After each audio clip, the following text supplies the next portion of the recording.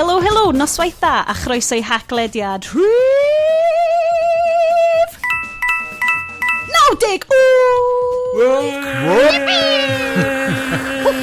Gyda Bryn. Hello. Iest. Hello. Oh, hold on. Sorry, hold on. Ni'n cael yn Zoom bomber. Hold on. Oh, shit, hold on. Fi'n neud rhywbeth yn hyn. Oh, hi. New podcast, Who Dis? All right. Oh my god. Siwmai. Ydyn actually siarad gyda actual guest? Actual get beth? Na, beth? What? Beth? Beth? Os nad ydych chi yn nabod y llais hyfryd yna, gadewch i fi gyflwyno Patreon billionaire, RKG Collective member, a Pride of Llanbradach, Mr Gav Murphy! Hiya. So, ti'n mo, wedi cymharu fo like, y podcast arall ar multi-billion dollar BBC podcast wyt ti'n neud o. Sut mae'n mynd so far? Exactly yr un peth. Os unrhyw beth, mae hyn yn mwy proffesiynol. Love it. Diolch mawr. Ond Pride y Llanbradach, lle mae hwnnw wedi dod o? Astro mae'n neud maes y cymer dwi'n dod o. Ti'n actual... Si, dwi wedi cael information gwael gan ex-Cwm Rhymni alumni. Oh my god. Pwy? Aled Mills. Scum. Yeah. Millsy, ti'n scum. See, I married that scum. Fi ydy'r idiot. Na! Ystrad mynach. Wait, ti'n briodi Aled Mills? Dwi yn. Sorry am gael y gwr, ti'n scum. Mae ddim yn scum. Oedd ddim yn scum yn ysgol, oedd e'n lyflu yn ysgol, so yeah, mae'n fine. Oedd o'n byw yn y glyn, oedd o ddim hyd yn oed yn byw. Scum, yeah. Oedd o'n dweud, na, o'n i'n byw like round y gornel o'r bit really rough, o'n i fel, okay, that's like fine. Yeah, o'n i'n byw yn yr actual bit rough yn maes y cymers. Mae tats ti lot gwell na rai fo, so mae hynna'n profi hynna. Yes, gath enw gyd in prison though, right? Oedd wedi neud nhw i hynna efo like biro a morthwyl. Sioned. Love you, Sean. Diolch. Hefyd, mae gennau penmanship anhygol yn y Mae gennau nodyn, literally, so neb yn gallu gweld notebook fi achos bod camera fi'n ofnadwy, ond mae gennym fo cilch mawr rhwng cofio cael tat chat efo Bryn a Gav. Oh my god. Yes, tat chat, nes maen. Boys, fel dych chi di sylwi, mae gennym ni westau, mae hyn yn amazing. Diolch am ddod maen o'r show, Gavin. Oh my god, diolch am cael fi, yeah. Mae hyn yn great. Ni ddim yn arfer cael guests, gan amla achos bod fi'n cael crippling anxiety pan dwi'n trio trefnu unrhyw beth, so this is great. Da ni wastad yn cychwyn y sioe yma hefo priorities ni. Bys ni yn mynd rhedeg lawr pan news ni'n mynd i siarad amdan, ond chi'n gwybod y sioe yma, fel weithio mynd y news, weithio ni just yn siarad amdan Street Fighter am 2 awr. Ar hyn o bryd ddo, Iest, ti just yn gallu rhoi heads up i ni. Mae Google I.O. yn digwydd as we speak, a ti just yn gablo allan headlines bob hyn a hyn. Iawn, oce. Maen nhw di newid Android i edrych mwy fath iOS o beth dwi wedi weld o screenshots ar y funud. So it's a radical redesign, a departure from the norm. So gan I weld. Sorry, croeso. Dwi ddim yn gwybod, Gavin, wyt ti ar unrhyw fath o ochr o'r mobile phones divide? O, like, wyt ti'n iPhones neu'n Android i dude? Yeah, dwi wedi bod yn Android ers 10 mlynedd nawr, ond dwi ddim yn fel... I don't care about it. Maen nhw gyd mor agos at ei gilydd fan, a wneud bron union yn peth. Wel, dyna'r thing. Dwi'n defnyddio'r ffôn fi yn wneud un o fel 5 peth. So just dim ots na fi. Dwi'n mynd fel jailbreak fi. Dwi'n mynd i install unrhyw fel bonkers APIs neu rhywbeth fel na. Twitter, Instagram, Spotify, na fe. Na literally fe. Dyna beth sy'n bod ar mi. Pam nath Microsoft ddim sticio fe, am fod mae pawb just yn mynd i ddefnyddio'r apps yna, dim ots beth sgyn ti, a dyla fod nhw wedi just cario ymlaen. Yeah. Well, mae'r broblem yna wedi datrys. Tick yn y box. Continue. So, da ni'n cychwyn hefo yr agenda. Dyma lle mae pawb yn neud rundown o'i drinks nhw.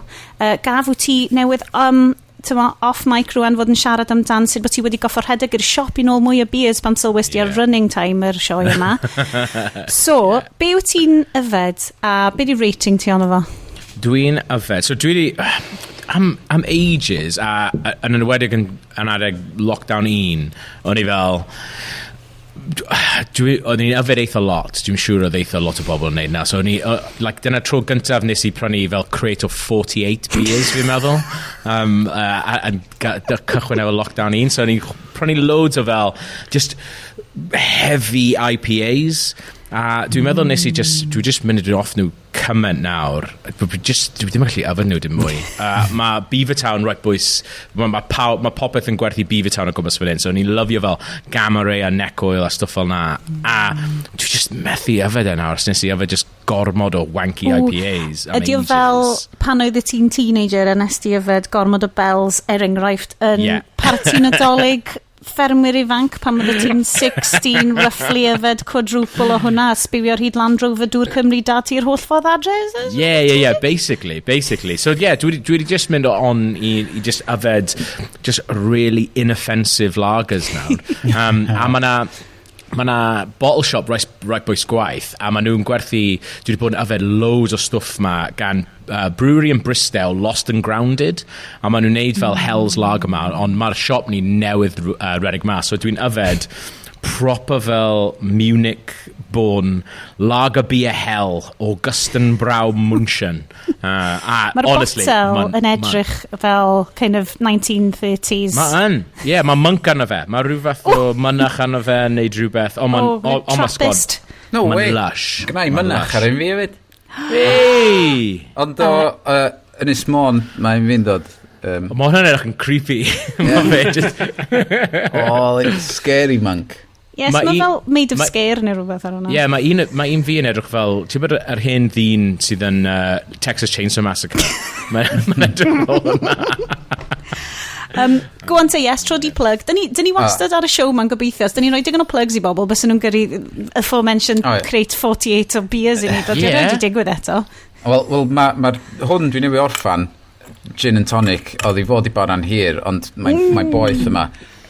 Gin a fallon, mae hwnna yn Ysmôn hefyd, sy'n newid ennill Best in Britain gin.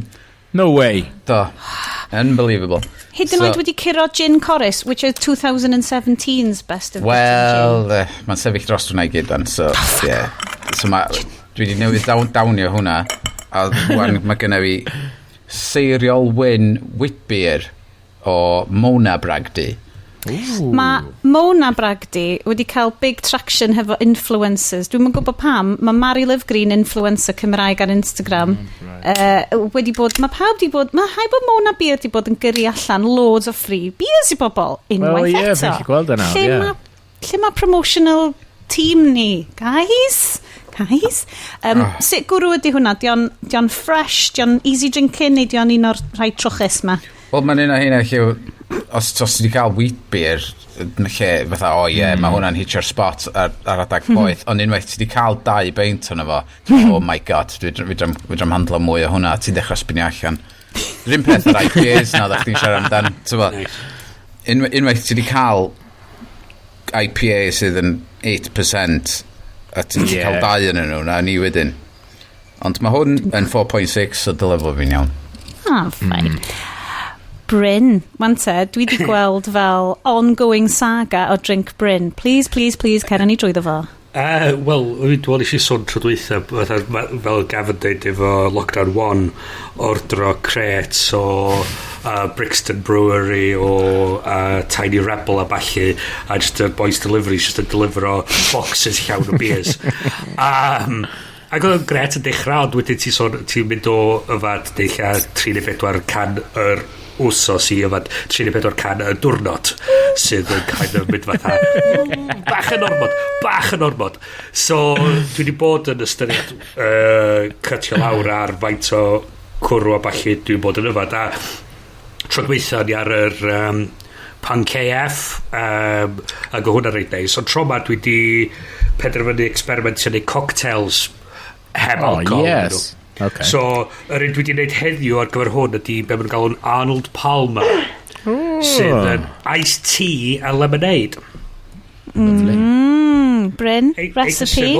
Wel, llythrenol, hanner iced tea, hanner lemonade. Iced tea, gan bo fi ddim yn American, gai just checkio. Paned? Oer. Ia. Just checking there. So, ti'n cael jog, ti'n rhoi tea bags yna fo, ti'n rhoi lemon yna fo, ti'n rhoi dŵr cynnas yna fo, gadael oeri, roed o'n y fridge. O, see? Dyna ni. Ond yn America maen nhw'n rhoi loads o sugar yn Mae'n rhoi, fe. ydy, mae'n rhoi lot o... O'r site o'n i di ffidio, o'n i fatha... Okay, mae hwn yn really simple. A oedd nhw'n dweud, sugar, optional. A fi'n dweud, siwgr a lemonade. Bach yn ormod. Na i just sticio fo'r lemonade ar gyfer y siwgr. Ond so mae'n refreshing, nice ac yn... a ddim alcohol nhw. Chos hefyd dwi'n trio cadw pen clear, chos dwi off am jab fi fori. Nice. So. Wyt ti di cael un, Gav? Na, dim eto. Apparently, ni gallu cael e nawr, lle dwi'n byw. Mae nhw newydd wneud 35-year-olds, so mae'n fi. So mae cwbl o ffrindiau di bwcio mewn amdano fe, ond dwi heb wneud e eto. Dim achos fi'n of, pa dweud na. Ond, achos dwi'n brysted, a dwi'n massive hypochondriac, so fi'n meddwl fi'n mynd yn really, really sal off of fe. So dwi'n mor brysted yn y 2 weeks nesaf, and well, I can't possibly be vaccinated, I'm too busy. It might get in the way of my work. Dyle ti ddod i Gaerdydd, mae Aneirin Befan ei hunan personally yn vaccinated o un ohono ni. Wow. Mae'n hyfryd. Amazing. Fo a Leanne Wood, just yn mynd rownd yn fel achub pawb. It's just bla bla bla. Sa ti disgwyl sy'n fwy o sylw am hynna? But no, na. Yeah, dwi yn clywed am hynna. English media, de. Dim cyfro yma. Yeah, London-centric, Gav. Dyna beth yw. Beth ar y t-shirt? So dwi... Mae'n gret. Unwaith eto, so mae gennau'r cooler. Hei, chi eisiau gwneud bach o interactive fun? Interactive fun. So, mae gennau 2 cwrw cyffroes. That's right. Mae gen i, wante, dwi ddim yn gwybod os dwi wedi siarad amdan hyn ar y podcast. Probably, da ni wedi gwneud os 10 mlynedd. Probably wedi dweud like whole life story fi tair gwaith. Enw hyn ydy Last Train Oatmeal Stout. Os di unrhyw'n heb trio Oatmeal Stout yw just pinnacle cwrws i fi. Really? Dewch efo fi ar y siwrna yma. Mae yna pub o'r enw The Water Guard yn Bai Caerdydd, a maen nhw'n Samuel Smith pub, sy'n golygu bod nhw just yn neud oldie type cwrws o fel gogledd Lloegr, ac o gen nhw fel botel masif o Oatmeal Stout. A fel, yes, a ti'n siarad, ac a fel amdan... Ti'n fel y Belgian beers 8% na ti'n cael, a wedyn ti'n just fel, waa! Mae'r Oatmeal Stout yn fanna, tua 7-8%, a mae rhai o fel just y penawniau, a dwi'n galw nhw'n penawniau cos ti'n goffa mynd i gwely erbyn 9 o gloch ar ôl ti fod yn yfed rhaina. Just mwyaf hyfryd fy mywyd i wedi clymu fyny efo Oatmeal Stout, just yn chillo hefo ffrindiau. Teeny tiny violin music. Hashtag hiraeth. Yes. There is a word in Welsh that is not used in English. It's there to describe sitting on the lawn drinking Oatmeal Stout. So mae hwn yn Oatmeal Stout, pan weles i o'n Lidl, premier beer lle Grangetown, so fi wedi prynu 4 tin o hwn, ond dwi hefyd wedi prynu Boss Brewing Bubble Trouble Bubblegum Pale Ale. Wow. Ooh, I know. Wow. So mae hwnna... O un extreme i'r llall. I know. So fel, pa un da chi meddwl dylen ni agor heno? Probably cychwyn efo'r bubblegum. Yeah. Cychwyn efo'r bubblegum, ac os ydi o'n absolute disaster. Cys gallai fo fod, TBH, yn ofnadwy. Sorry, Boss Brewing, os da chi eisiau gyrru crate i ni, mae hynna'n great hefyd. Ond wedyn llai achub pethau hefo genuinely lovely Oatmeal Stout. So boys, gan i gael... Okay. Love it. Mae o'n hoglio'n disgusting.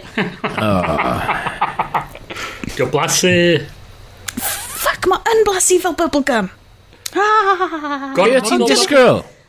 Yeah. I just got like hints of bubble. Ti'n meddwl fel maen nhw'n gael fan, this is going to chocolate stout. A mae kind of ti fel, actually, wow, mae'n aftertaste fel heba weird yna fo. Okay, pob luck am y show, I suppose. Na, mae'n okay. Yn lle ddim gweld fi'n prynu mwy anna fo. Diolch am mynd o'n yr experiment yma. Right, mae gen ni news, question mark. Gan bod ti hefo ni, nhw'n ni probably fynd, achos mae yna un stori ni wedi bod yn sort o cadw golwg ar, a wedyn giglo arno am fel like 6 mis neu rhywbeth, sef Epic versus Apple. Okay, a mae hwnna gyd yn... O'n i'n mynd i ddweud kick it off, ond sort of ddim. Fel, mae darllen y coverage o'r trial yn eitha bonkers. Fel, mae gennym ni erthygl yn wedi darllen ar The Verge. So basically fel, just rwy'n yn eistedd yn y court yn mynd, okay, mae un tîm o lawyers yn trio esbonio i'r judge beth ydy, like, frictionless access to the app, a mae rwy'n arall yn trio disgrifio sut mae chwarae Candy Crush a stuff, a ti fel, mae hwn yn like £1 billion. Wel, oedd nhw'n gweld, nath nhw'n wario tua hanner awr yn trio esbonio fod yna un person yn Fortnite di wisgo fyny fatha banana. Nes i gael that. Jesus Christ. So, Yna sy'n gret amdan cases yn fel mae efo lle mae rhywun yn gorau esbonio rhywbeth sy'n mor fucking dope i fatha twrna.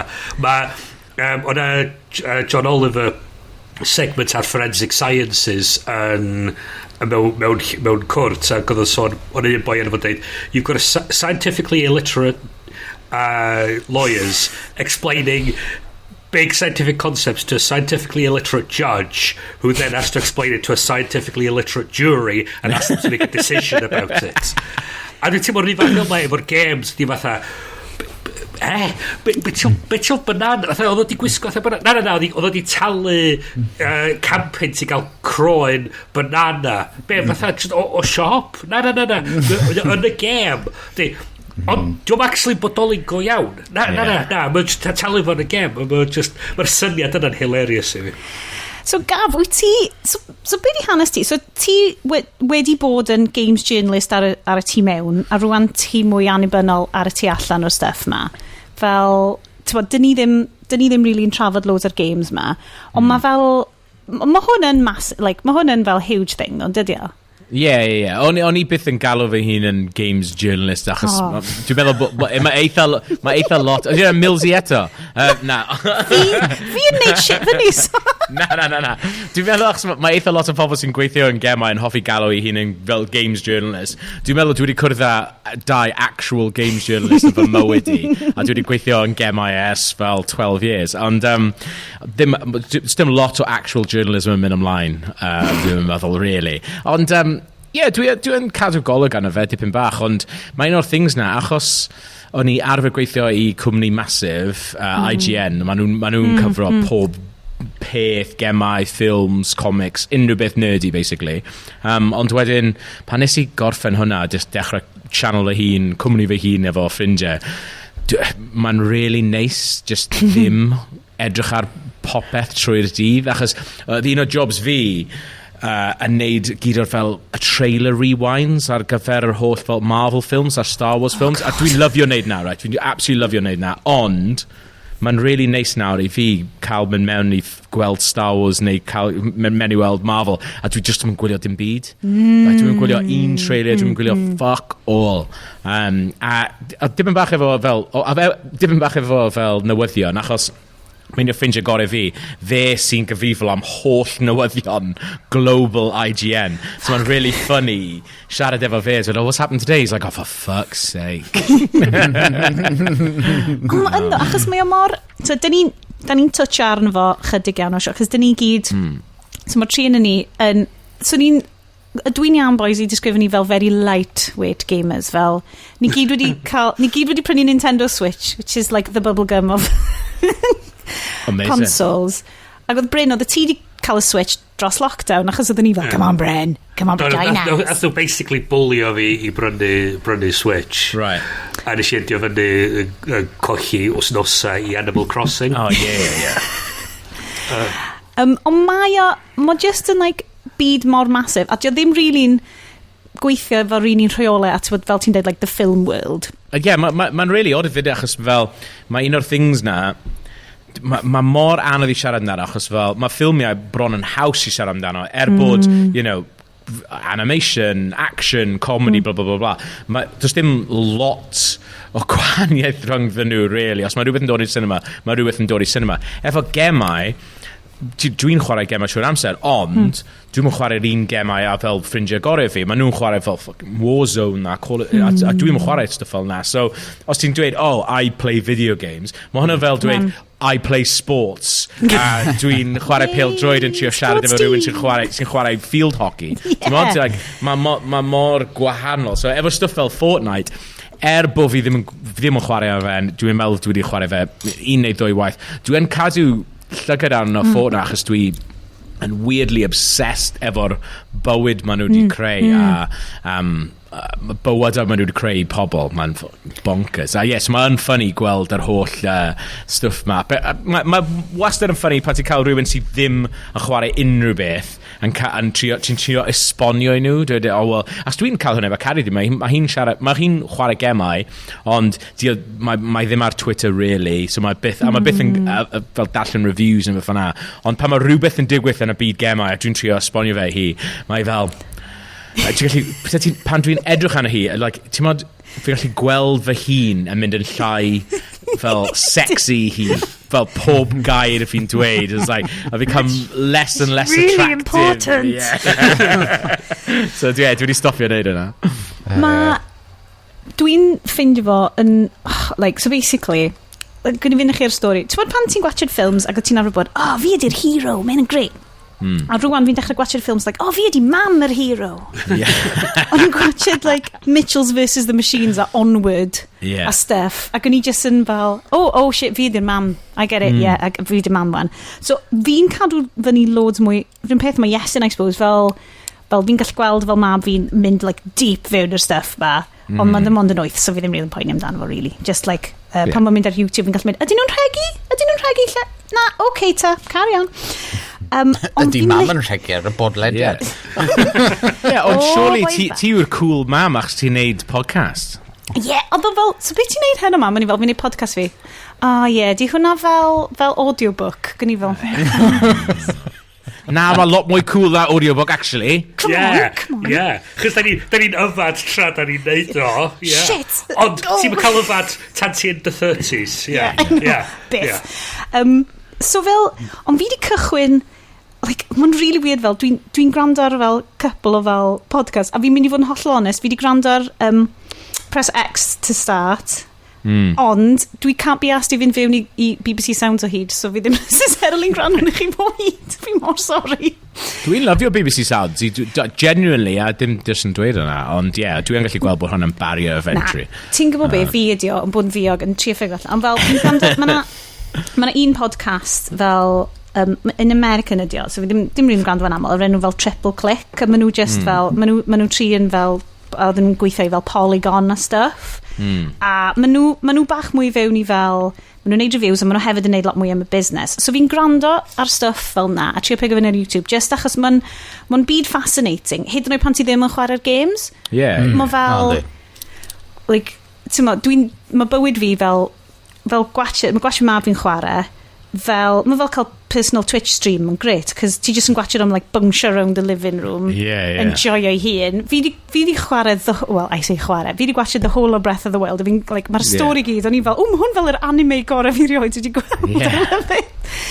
So fel, fi'n trio dal fyny fo nhw, ond, I don't know, sut wyt ti'n teimlo fel bod y games industry, mae games di bod around us hanner can mlynedd neu rhywbeth, ond mae fel industry dal yn teimlo'n eitha fel immature, a fi'n gwybod os di hwnna'n read cywir. Mae'r pobl o tu allan yn gweld o fatha immature, ond mae o'n creu fatha 4 gwaith mwy, dos nad mwy o bres na'r film industry yndi. Ond ti'n cael yr issues fatha cyberpunk lle mae nhw'n rhyddhau y gêm a mae o'n chwalfa ac mae nhw wedi gwario blynyddoedd a blynyddoedd yn trio gael o'n iawn a wedyn mae pobl just rhoi fideos fyny ar YouTube o sy'n mae gwynab nhw'n popio allan trwy nhw a falle. Oedd hwnna'n amazing. O'n I byth yn mynd I chwarae gêm na achos just dim diddordeb gennau mewn unrhyw fath o cyberpunk world a mae Blade Runner yn brilliant ond dwi ddim eisiau chwarae Blade Runner, dwi eisiau gwylio fe so o'n I byth mynd I chwarae fe so oedd dim diddordeb fi yn y game o gwbl ond o'n i'n neud y podcast ma am BBC, a oedd e just yn dod mas, oedd e'n huge news, a oedd e just yn amazing i weld e o'r tu fas. Oedd mam fi ar y ffôn yn dweud, what's happening with that cyberpunk then? It's a bit of a mess in it. Fi fel, dyma tro gyda mae mam dwi siarad am game, fi'n meddwl. A oedd pawb yn gwybod amdano fe, oedd yn brilliant. Bonding moment. Yeah. Oedd y thing, i fi, achos oedd dim emotional tie da fi i'r game o gwbl, so ys yn gweld e'n bod yn fucking mess yn brilliant, achos oedd e mor funny just i weld, oedd rhywbeth bonkers yn digwydd pob dydd. Oedd rhaid ni, nethon ni recordio podcast, oedd rhaid ni wneud fel 2 update i'r podcast, achos oedd nhw fel ar ôl recordio fe nathon nhw'n wneud Twitter update, a nathon nhw'n wneud fel oedd y llythyrau melyn ma di dod yn really, really famous, achos oedd nhw'n just fel every other day oedd rhywbeth apud, and by the way we fucked this up as well. We've refunded everybody on PlayStation. Yeah. Si, mae hwnna, ond fel be amdan, dwi just yn meddwl amdan like, y folks sydd yn neud y games. Yeah, absolutely. Mae'n bod ar crunch as like 6 mis, a wedyn mae hwn dal yn digwydd. Wel, ti'n gwybod as well, mae fel a European Marketing Manager, mae hi'n Cymraes, mae'n dod o West Wales, Holly Bennett, a mae hi'n amazing. Dwi wedi gweithio efo, dwi wedi bod yn yr industry, a fi'n meddwl o un fath amser a Holly Bennett, so wnaethon ni cwrdd, mae ddim yn siarad Cymraeg, ond nes i cwrdd hi yn bed, wait a minute, are you Welsh? Are you Welsh? She was like, oh my God, what amazing. Two Spider-Mans. 5 person dwi wedi cwrdd sy'n Cymraeg, a dim ond 2 Cymro Cymraeg dwi wedi cwrdd sy'n siarad Cymraeg, so mae'n amazing. Ond ie, nath hi mynd i gweithio am CD Projekt Red, a dde fel, just, well, 2 blwyddyn cyn ma Cyberpunk yn dod mas, a ddi fel European Marketing Manager, ddi fel, mae hyn yn amazing, a wedyn, o fi just yn texto hi trwy dda fe, gyd, how's today? She's like, yeah. I'll tell you all about it over a pint one day. Mae oral history Cyberpunk yn mynd i fod yn amazing. Yeah. Mae fel... sorry, carry on. I fi, dwi'n dallt fod mae gen nhw pobl efo deadlines i hitio falle, ond os dydy rhywbeth ddim yn barod, ac yn amlwg fatha be oedd y bloody ffilm dwi na dwi eisiau dweud Return of the Jedi, ond ddim dyna oedd o. Rise of Skywalker. Rise of Skywalker, ia. Oedd o'n barod, oedd o'n di rhithro, di reid dyddiad arno fo, ia, mae pawb eisiau fod dolyg. Gael allan, yn lle fod nhw'n penderfynu dweud, oedd ddim yn barod. Just da ni angen 6 mis arall i gael o bang on, am fod hwn di diwedd y franchise yma, y series yma, a da ni eisiau gael o bang on, a diwm yn iawn, da ni gorau rhithro drwy fo. Ac wedyn efo Cyberpunk, ffain, ti'n gallu rhyddhau updates bob hyn a hyn, ond os di fundamentally torri ar day 1, pam fod nhw'n gorau rhyddhau o ar y diwrnod, de? Yeah. Fi'n meddwl fel blind optimism, neu... We'll patch it, mae'n ffain. O'n bit yn Silicon Valley, lle oedd un o'r managers yn dweud, da ni'n mynd i ryddhau hwn mewn 6 mis. A wedyn mae rhywun yn dod at hi am yn dweud, mae beth sgyn ni ar ôl i wneud yn mynd i cymeryd o leia 8 mis. A wedyn, mae'n dweud, gyda, os ti eisiau dweud i'r bos mawr bod yn mynd i ddod yn hwyr, your funeral, mae hi wad roff. Mae rhywun arall yn dod fyny at yr ail boi a dweud, hyn oed 8 mis, na, da ni fatha blwyddyn ar ioli. A mae hyn yn degwydd i'n 4 neu 5 gwaith lawr yn China, pob yn dweud, hei, os ti eisiau dweud, Fi wedi gwylio'r... Dwi'n dim lot gen i'r ymwneud, ond fi'n gwybod mae pobl yn lyfio'r ffilms ba, ond fel, ti'n bod y ffilms y Hobbit, Oh, Yeah. disaster. Erioed wedi gweld yr behind the scenes featurette sydd ar yr official DVD a mae fel featurette efo Peter Jackson a mae un o'r saddest heartbreaking things dwi'n byth wedi weld achos fel huge story tu ôl y scenes oedd fel fi'n meddwl oedd Guillermo del Toro fod i direction nhw nath e tynnu mas fel the day before like a diwrnod cyn o'n nhw fod dechrau mae'r cast i gyd yna mae popeth di wneud a nath e tynnu mas anyway obviously oedd Peter Jackson just fod i producer nhw nath nhw mynd Pete, you wanna take this home for us? You wanna film 3 films? So nath e yn ôl y DVD featurette ma mae mor depressing ond mae'n brilliant i wylio achos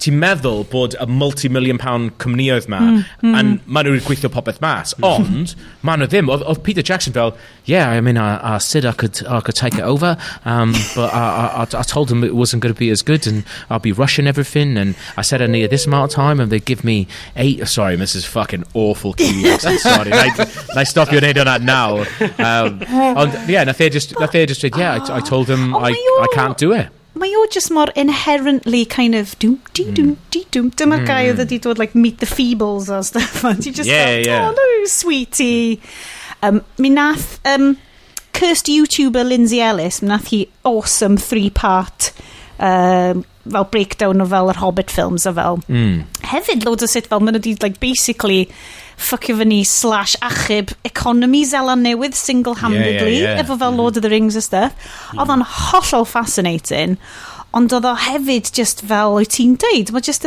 mae'n really dwi'n cedi efo 2020 a obviously blwyddyn yma cos di pethau heb fixio eto mae'n kind of life affirming i wybod bod y stuff fel Cyberpunk yn gallu dod allan fel Cats fel The Snowman Mr. Policeman, we gave you all the clues, but we only shot 25% of the film. Yeah. But just, ti'n gallu mynd fel, okay, os dwi'n neud spelling mistake ar tweet I gwaith, I'm okay, mae hwnna'n okay. Mae hwnna'n okay. Mae hyn oed y pobl ar studios mwyaf anferthol yn y byd yn gallu ffacio fyny. Ond dyna'r thing, ti'n gwybod, mae darn, dwi'n dweud y fe trwy'r amser achos dwi wedi dechrau yna, achos dwi'n digon hen i dechrau wneud stwff mentro yn industry gemau, so dwi wedi bod yn fel gweithio efo lot o pobl sydd fel just yn dod mas o coleg a eisiau dod mewn i dwi'n 35 and i'n but I only just left out ond a dwi wastad yn dweud y thing mae all Parks and Rec a mae'n eitha late on yn Parks and Recreation sy'n sioe anhygol ond mae'n eitha late on a pan mae Andy sy'n cael ei chwarae gan Chris Pratt so, os chi guys yn fans dwi'n siŵr bod chi'n gwybod beth yw Parks and Rec dwi'n siŵr bod y pobl yn gwrando ti'n gwybod beth o'na erthygl yn golwg tyma bach yn ôl oedd y TV critic yn golwg TV critic with his finger on a fucking up his ass wedi ffindo mas am Parks and Rec on the button up his ass anyway mae Collins ma'n anodd I sgwennu Gav Andy sy'n cael ei chwarae gan Chris Pratt mae'n dweud mae'n cael job eitha amazing a mae'n casau fe achos mae ddim yn gwybod be mae'n neud a mae'n dweud wrth cariad fe'n dweud I don't know what I'm doing a mae hi'n dweud I'm going to let you in on a secret nobody knows what they're doing generally dwi wedi gweithio efo fucking morons yn bywyd fi a mae'n bonkers pan ti'n gweud fel well this moron is just doing this ond mae 'na morons ym mhobman so os mae 'na morons fi'n gweithio efo mae 'na fucking morons yn gweithio I New Line Cinema mae 'na morons yn gweithio I Warner Brothers high up morons achos mae morons di hire on nhw not to make it political but you know exactly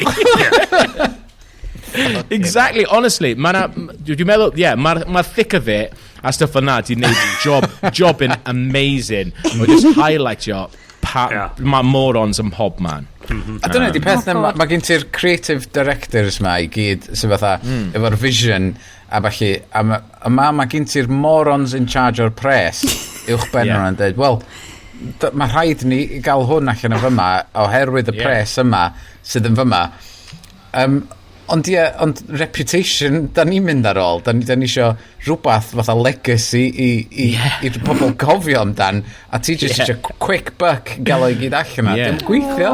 Chos hwnna un o'r pethau efo'r oedd yr comics nerds yn dweud, but surely mae'r studios yn poeni amdan yr cymeriadau ac yr pethau. Na, just cwmniau efo pres dyn nhw, mae gyda nhw thing, mae nhw'n gallu gwneud pres o'r thing, dyna pa mae nhw'n gwneud pethau. See, mae rhywbeth fel na, right? Mae'r moronocracy ma, which is dyle hwnna fod yn enw fel album neu fel rhywbeth. Hashtag moronocracy. Yn neud ti feddwl ddo, beth sy'n mor amazing pan mae rhywbeth yn mynd yn dda, fel na i safio hwn am yr after party am fel mwy o chat amdano fo, na i newydd watched The Mitchells vs The Machines. Ag ti'n gwachod Into the Spider-Verse a ti'n mynd, well, oedd hwnna'n fluke. There's a beautiful fluke. Mae hwnna'n massive studio efo billions o bobl yn arian o whatever yn efo. Di hwn ddim yn mynd i ddigwydd eto. Mae'n mynd i fod yn Shrek all the way down. A wedyn, mae Mitchells vs The Machines yn dod allan. A ti just fel, shit, mae nhw di neud o to. Mae hwnna'n amazing. A ti'n mynd fel...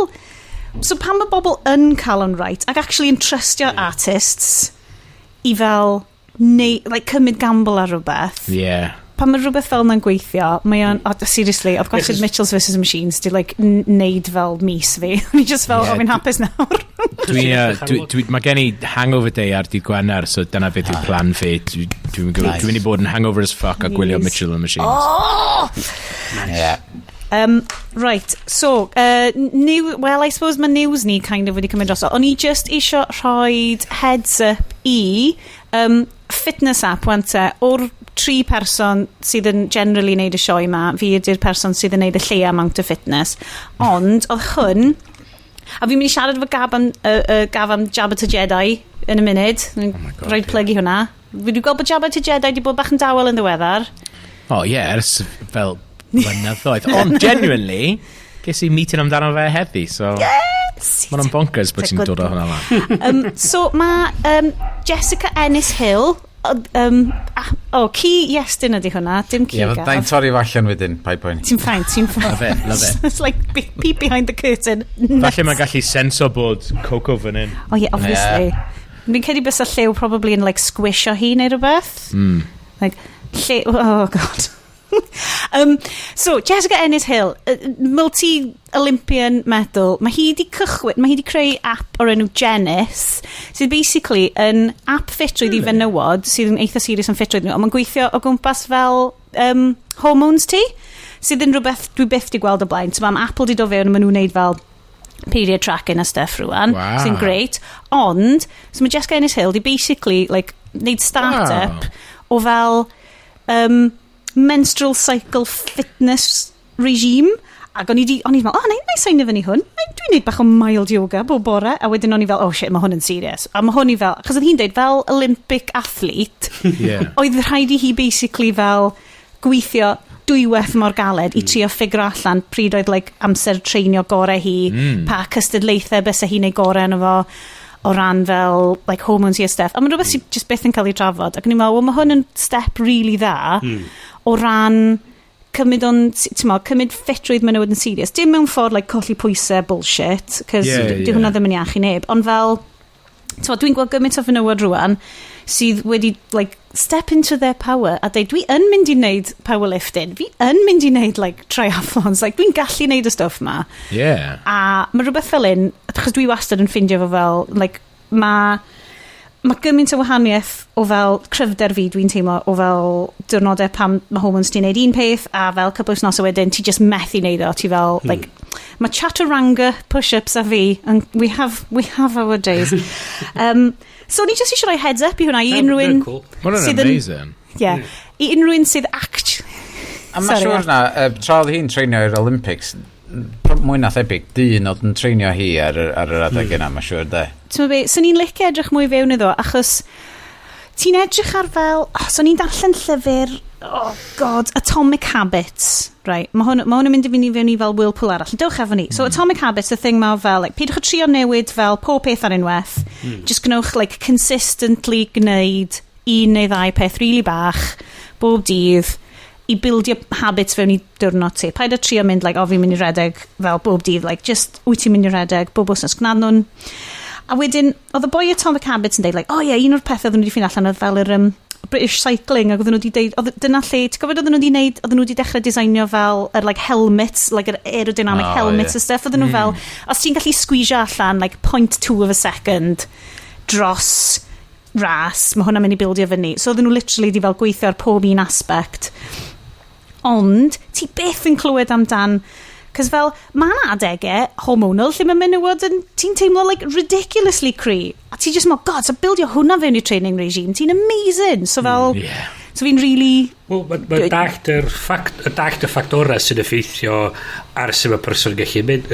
Chos, fatha, tan i fi brifo'n ffer, o'n i'n teimlo fatha reid o'n odiad o'n i'n misio mynd allan i redag. Iofad i dysdi. Iofad. Ia, hwnna dde'r training routine. Chos oedd o fatha, ti'n mynd teimlo fatha, mae rhywbeth ti'n gallu neud yn iawn un diwrnod. Fel ti'n neud, Sean, ti'n trio chat o'r anga di hun, mae'n gret, ti'n trio fod dydd Gwynar, mae fatha, oh fuck, I can't be doing it, fath o beth. Mae'n amazing. Mae cael y gwybodaeth yna a dallt o a mynd i neud chdi mwy debygol o eisiau neud o dydy. Fi'n mynd gwybod amdano chi gael. Mae Bryn, mae hwnna di flagio fyny fel, dros y blwyddyn diwetha, #2020, what is time, fi wedi sylwi, a fi'n agor hwn allan i chi fyd, chi'n actually like, sylwi ar fel, mwy o fel corff chi a meddwl chi? I don't know, fi'n mynd siwr sut i esbonio fo. Fel, ti'n sylwi ar fel, achos bod ti'n gorau treulio amser ddim yn neud y stuff bys ti'n arfer neud. Ti fel yn deffro gymryd, actually, fi'n actually sylwi ar fel, mae'r coed, dwi'n newydd sylwi ar y fucking gwanwyn am y tro cynt. Ti'n mynd i feddwl? Fel, mae yna gymaint o stuff di newid. So mae Bryn, so ti'n deud, ti di cychwyn Couch to 5k, tan i ti cael ninjury. Sut mae ninjury ti rwan? O, gwell, gorffwys o, fatha bron i wsos a hanner, mae o brifo llai, so mae fatha just cario ymlaen gorffwys o tan, dwi ddim yn brifo. A dwi'n mynd yn nuts eisiau mynd allan am ran. Ond dwi hefyd yn dallt, na, fatha, well i mi beidio, chos na i just brifo'n hyn y waith, a fatha i really methu neud o wedyn. O, hwnna'n gall, ia. Be amdano ti Gaf te? So ti'n deud ti ddim di bod, achos oedd Jabba To Jedi just yn fel, oedd hwnna fel prompt i ti fel, this is, dim ond, fi'n mynd i neud hwn. So beth sy'n digwydd efo ti, especially dros llynedd o stuff? Well, oedd Jabba To Jedi basically yn project nes i'n neud, oedd o'n i arfer gweithio yn un office a wefan Ask Men, sy'n nawr ddim really yn bodoli, ond o'n nhw arfer neud fel 3-month transformation projects, so a nath o boi, editor, dweud, actually, oedd yn dod o Cymru hefyd, nath e dweud, ei, ti moyn cael fel personal trainer am 3 mis. A ysgrifennu fel, you know, basically fel blog ar holl beth. A nes i dweud, na i neud e, ond ydy'n iawn os wy'n troi fe mewn i podcast hefyd. So nes i troi mewn i podcast, a the podcast yn neud yn really, really dda. A ar diwedd o'n i ar fucking henon siarad amdano ar y podcast a stuff fel na. Dwi'n gwybod os mae hwnna'n dda neu dda. Ond, oedd hwnna, o'n i ar podcast, o'n i ar heno efo fucking Nigel Owens. Oedd e'n amazing. Made it.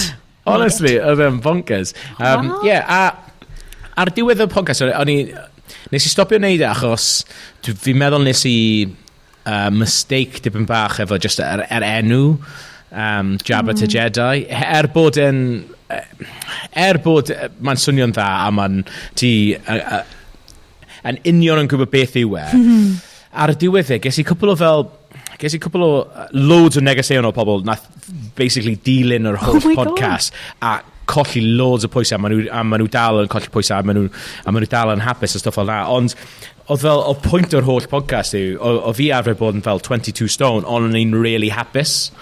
A o'n i fel, o'n i ddim give a fuck bod yn 22 stone, so 22 stone o'n i'n really, really hapus, so fel, nes i just trio mynd yn fit pan ni ddim yn hapus, a fi'n meddwl yr enw Jabba To Jedi really ddim yn cael hwnna across, achos mae dipyn bach yn cymryd y piss, fi'n meddwl, so nes i stop yn neud e, ond dwi literally newydd cael meeting heddi efo personal trainer she would literally symud mewn opposite studio ni. Sy'n bonkers. Os chi'n gred. It's a sign. It's a sign. Siop gwrw rownd y gornel.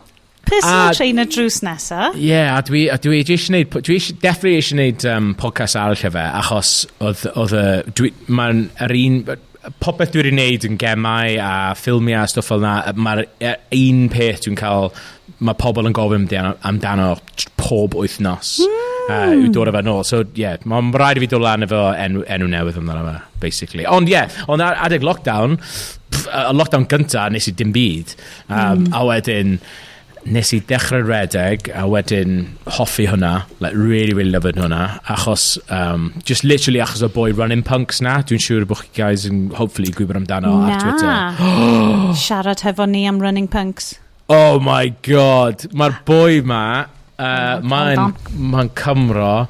Oh my god, he's the most amazing person, the most amazing personality. Google fo. Bych chi guys yn absolutely love it fe. So mae boi ma, Jimmy, oedd e'n arfer bod yn McCluskey, un o hoff bands fi, erioed. Oedd e'n arfer bod yn McCluskey, o'n i ddim yn gwybod na. Jimmy Watkins yw enw fe. Oedd e'n arfer bod yn un guitarist, like a backup guitarist yn McCluskey. Oedd e'n arfer bod yn Team GB runner. Really? Mae boi ma'n absolutely nahagol. Mae'n mynd i bod yn star, achos mae'n national treasure fi'n meddwl yw e. Ond nath e dechrau wneud run-in reviews. So be mae'n neud yw, mae'n mynd mas a mae'n redeg a mae'n neud reviews o album a byth wedi clywed o'r blaen. So mae pobl yn fel awgrymu albums i fe gwrando arno. Mae hwn yn genius! A mae'n mynd mas efo ffone a mae just yn neud reviews o'r albums. So nes i pan daeth fi'n meddwl mis Mehefin diwethaf, pan daeth album newydd Run the Jewels mas, nes i weld fideo fe a mae'n fucking hilarious o fyd. Mae boi mor funny. Be mae'n neud yw mae'n hanner fel sort of cymuned fel collective ma, the running punks, a beth yw basically just pobl sy'n mynd mas a redeg a mae'r thing mae'n mynd yn fwy ac yn fwy pob wythnos nawr, a fi'n meddwl mae'n mynd i bod yn masif achos mae wedi dechrau wneud sioe radio, mae wedi dechrau wneud podcast, ond mae boi na mae mor unique a my god, dwi'n edrych ar Twitter fo rwan a mae basically fel gymaint o like a Cardiff Twitter yn dilyn a fi'n really flin bod fi ddim wedi honestly, dyna un fi'n meddwl oedd hwnna'n fel the lockdown find i fi. Mae hwnna'n gret. I darganfod boi ma. Achos, hefyd, nes i just DM o fe a dweud, look, I've never run before, fancy running. Nath e'n roi fi fel program redeg. Nes i just cwmpa mewn cared efo fe. A dwi wedi bod yn redeg ers mis Tachwedd nawr. Dwi'n lyfu fe, achos mae'r tro gyntaf dwi'n neud rhywbeth sydd ddim actually... Mae'r tro gyntaf dwi'n neud rhywbeth fit rwydd sydd ddim just amdano colli pwysau. Fel, dwi'n yfed, dwi'n bwyta be bynnag dwi'n moyn, ond dwi just yn... Fel, heddi, nes i mas am run, bore ma, a ni fel, I could go for another one this afternoon. Oh my god! O'n i fel, who are you? Who is this motherfucker? Okay. Fi'n mynd i ddod at Iest sef like OG runner y podcast. Oh, amazing. Ond, o'n i just eisiau dweud, like, couple of flynyddoedd nôl, oedd yna, big thing, dolyg yn teini pam sy'n ni'n mynd i aros y mam a dad. Chi'n cofio pam ydych chi'n cael mynd i weld rhywun i chi ond yn dolyg? Athyn ni'n gwachio The Wreath Lectures, ac oedden nhw wedi gwneud un o'r things amdano Wreath Lectures, oedden nhw wedi gwneud, like, basically the history of people a sut mae humans wedi fel esblygu stuff. Oedden nhw'n gwneud un o'r pethau mwyaf allweddol am fel bobl yn esblygu o fod yn fel apes i fod yn fwy fel dominant rhwng y blaned. Ydy basically rhedeg. Achos oedden nhw fel... Mae corff bobl, dim bwys pa siap wyt ti, dim bwys os wyt ti'n teeny tiny fel fi, neu'n like 6 foot whatever. Mae corff bobl wedi designio i allu rhedeg. Dyna pam ni'n chwysu, ydy anifeiliaid ddim necessarily yn chwysu y stuff, a pam y coes ni'r un peth, mae'r like, springy tendons ar cefn yn coes ni, ac oedden nhw'n deud, yr whole rheswm mae humans mor dominant ydy, oedden ni'n gallu fel outlastio, so bys ti'n rhedeg ar ôl fel gazelles a stuff ar y savannah, a basically, oedden nhw jyst yn rhedeg ar ôl y gazelles ma, nes bod y gazelles yn chwysu gymaint a ffeintio, a wedyn dyna sydd oedd like, bobl yn hela. So, mae bobl yn designed i redeg. Dwi'n siarad fel asthmatic sydd o ddim rili'n gallu gwneud y 300 metres yn yr ysgol. A fi dda, stickach fi ar bike? Good on a bike. Great. Mae hynna'n mynd yn ôl beth ti'n dweud cynt efo'r app trainer hefyd ydy, chos o gas gyda i redeg yn ysgol. Mae sports yn ysgol efo lot i ateb i am lot o bobl. Oedd yr fatha cross-country yn ganol Gaea yn Sir Caernarfon, fatha oedd hi'n bwrw, oedd hi'n fwrdd yn gyd, oedd y PE teacher yn rhyw psychopath, oedd fatha, cario ymlaen mynd. A ti wedyn yn fatha edrych arno fo a just cael edrych ar programs wan, achos da ni'n dall mwyaf sy'n mae pethau ma'n gweithio, da ni'n gallu targedu pethau, da ni'n gallu cael yr metrics sy'n gallu... Ti ddim just yn taflu plentyn ar like 5 mile run? Ia, a dim yn rhywbeth feddwl ti dweud efo tracio hormones a dall be di'r amser optimum i wneud pethau, dyna be di'r beauty o y technoleg wan, ydy ffaith bod yn gallu helpu chdi i wneud y pethau yma. Fi'n mynd i mynd ôl at y ti, Iest. Ydy rhedeg a stuff ti wedi newid dros y couple o blynyddoedd diwetha? Cos dwi'n cofio ti'n dod i aros efo fi cyn yr... be oedd o? Hacio'r iaith... Ia, neu un o'r... marathons, hanner marathons a stuff. A ti'n neud blood work a stuff, oedd bach yn creepy, mind. Dwi'n newid submitio gwaed fi i Thriva eto. So hold on, dwi'n mynd i recapio hyn. Oedd ti'n mynd i rhedeg yr hanner marathon, oedd ti'n cymryd samples gwaed o ti dy hunan, ac wedyn yn testio nhw hefo smartwatch ti neu rhywbeth, ac o'n i just fel, mae hwn yn extreme, mae athletes just yn weird. So be oedd hwnna? Wel, Test is piss. Y peth ydi, mae NHS yn gret iawn, ond mae'r corff yn rhywbeth, sgynna ni'n clem amdano fo.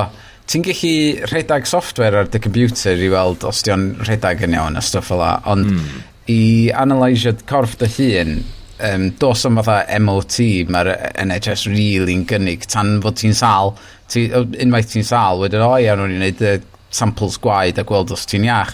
Lle dwi'n meddwl dylen fod yn mwy preventative a cael pawb i fewn am MOT, a wedyn sortio'r shit allan cyn i chdi gael fewn. So mae'na gwmni ar enw Thriva, lle ti'n gallu gyrru just sample tiny o waed iddyn nhw, a wedyn ti'n cael results yn ôl yn dweud, ti'n fyr ar vitamin B12, vitamin D, neu ti rhyw imbalance. Ydyn nhw'n gwerthu'r stuff mae ti, Iestyn? Ydyn nhw'n rhan o'r supply chain i fel hoifftio vitamins an y ti? Wel, doedden nhw ddim, ond funnily enough, ma nhw wedi dechrau gwerthu vitamins rhan. Na, go iawn! O, wel, dyna handi.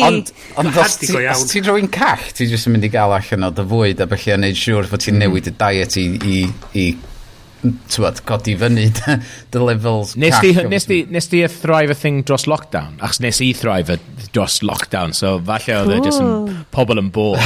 Wel, nes i ddechrau wneud o rhyw 4 blwyddyn yn ôl.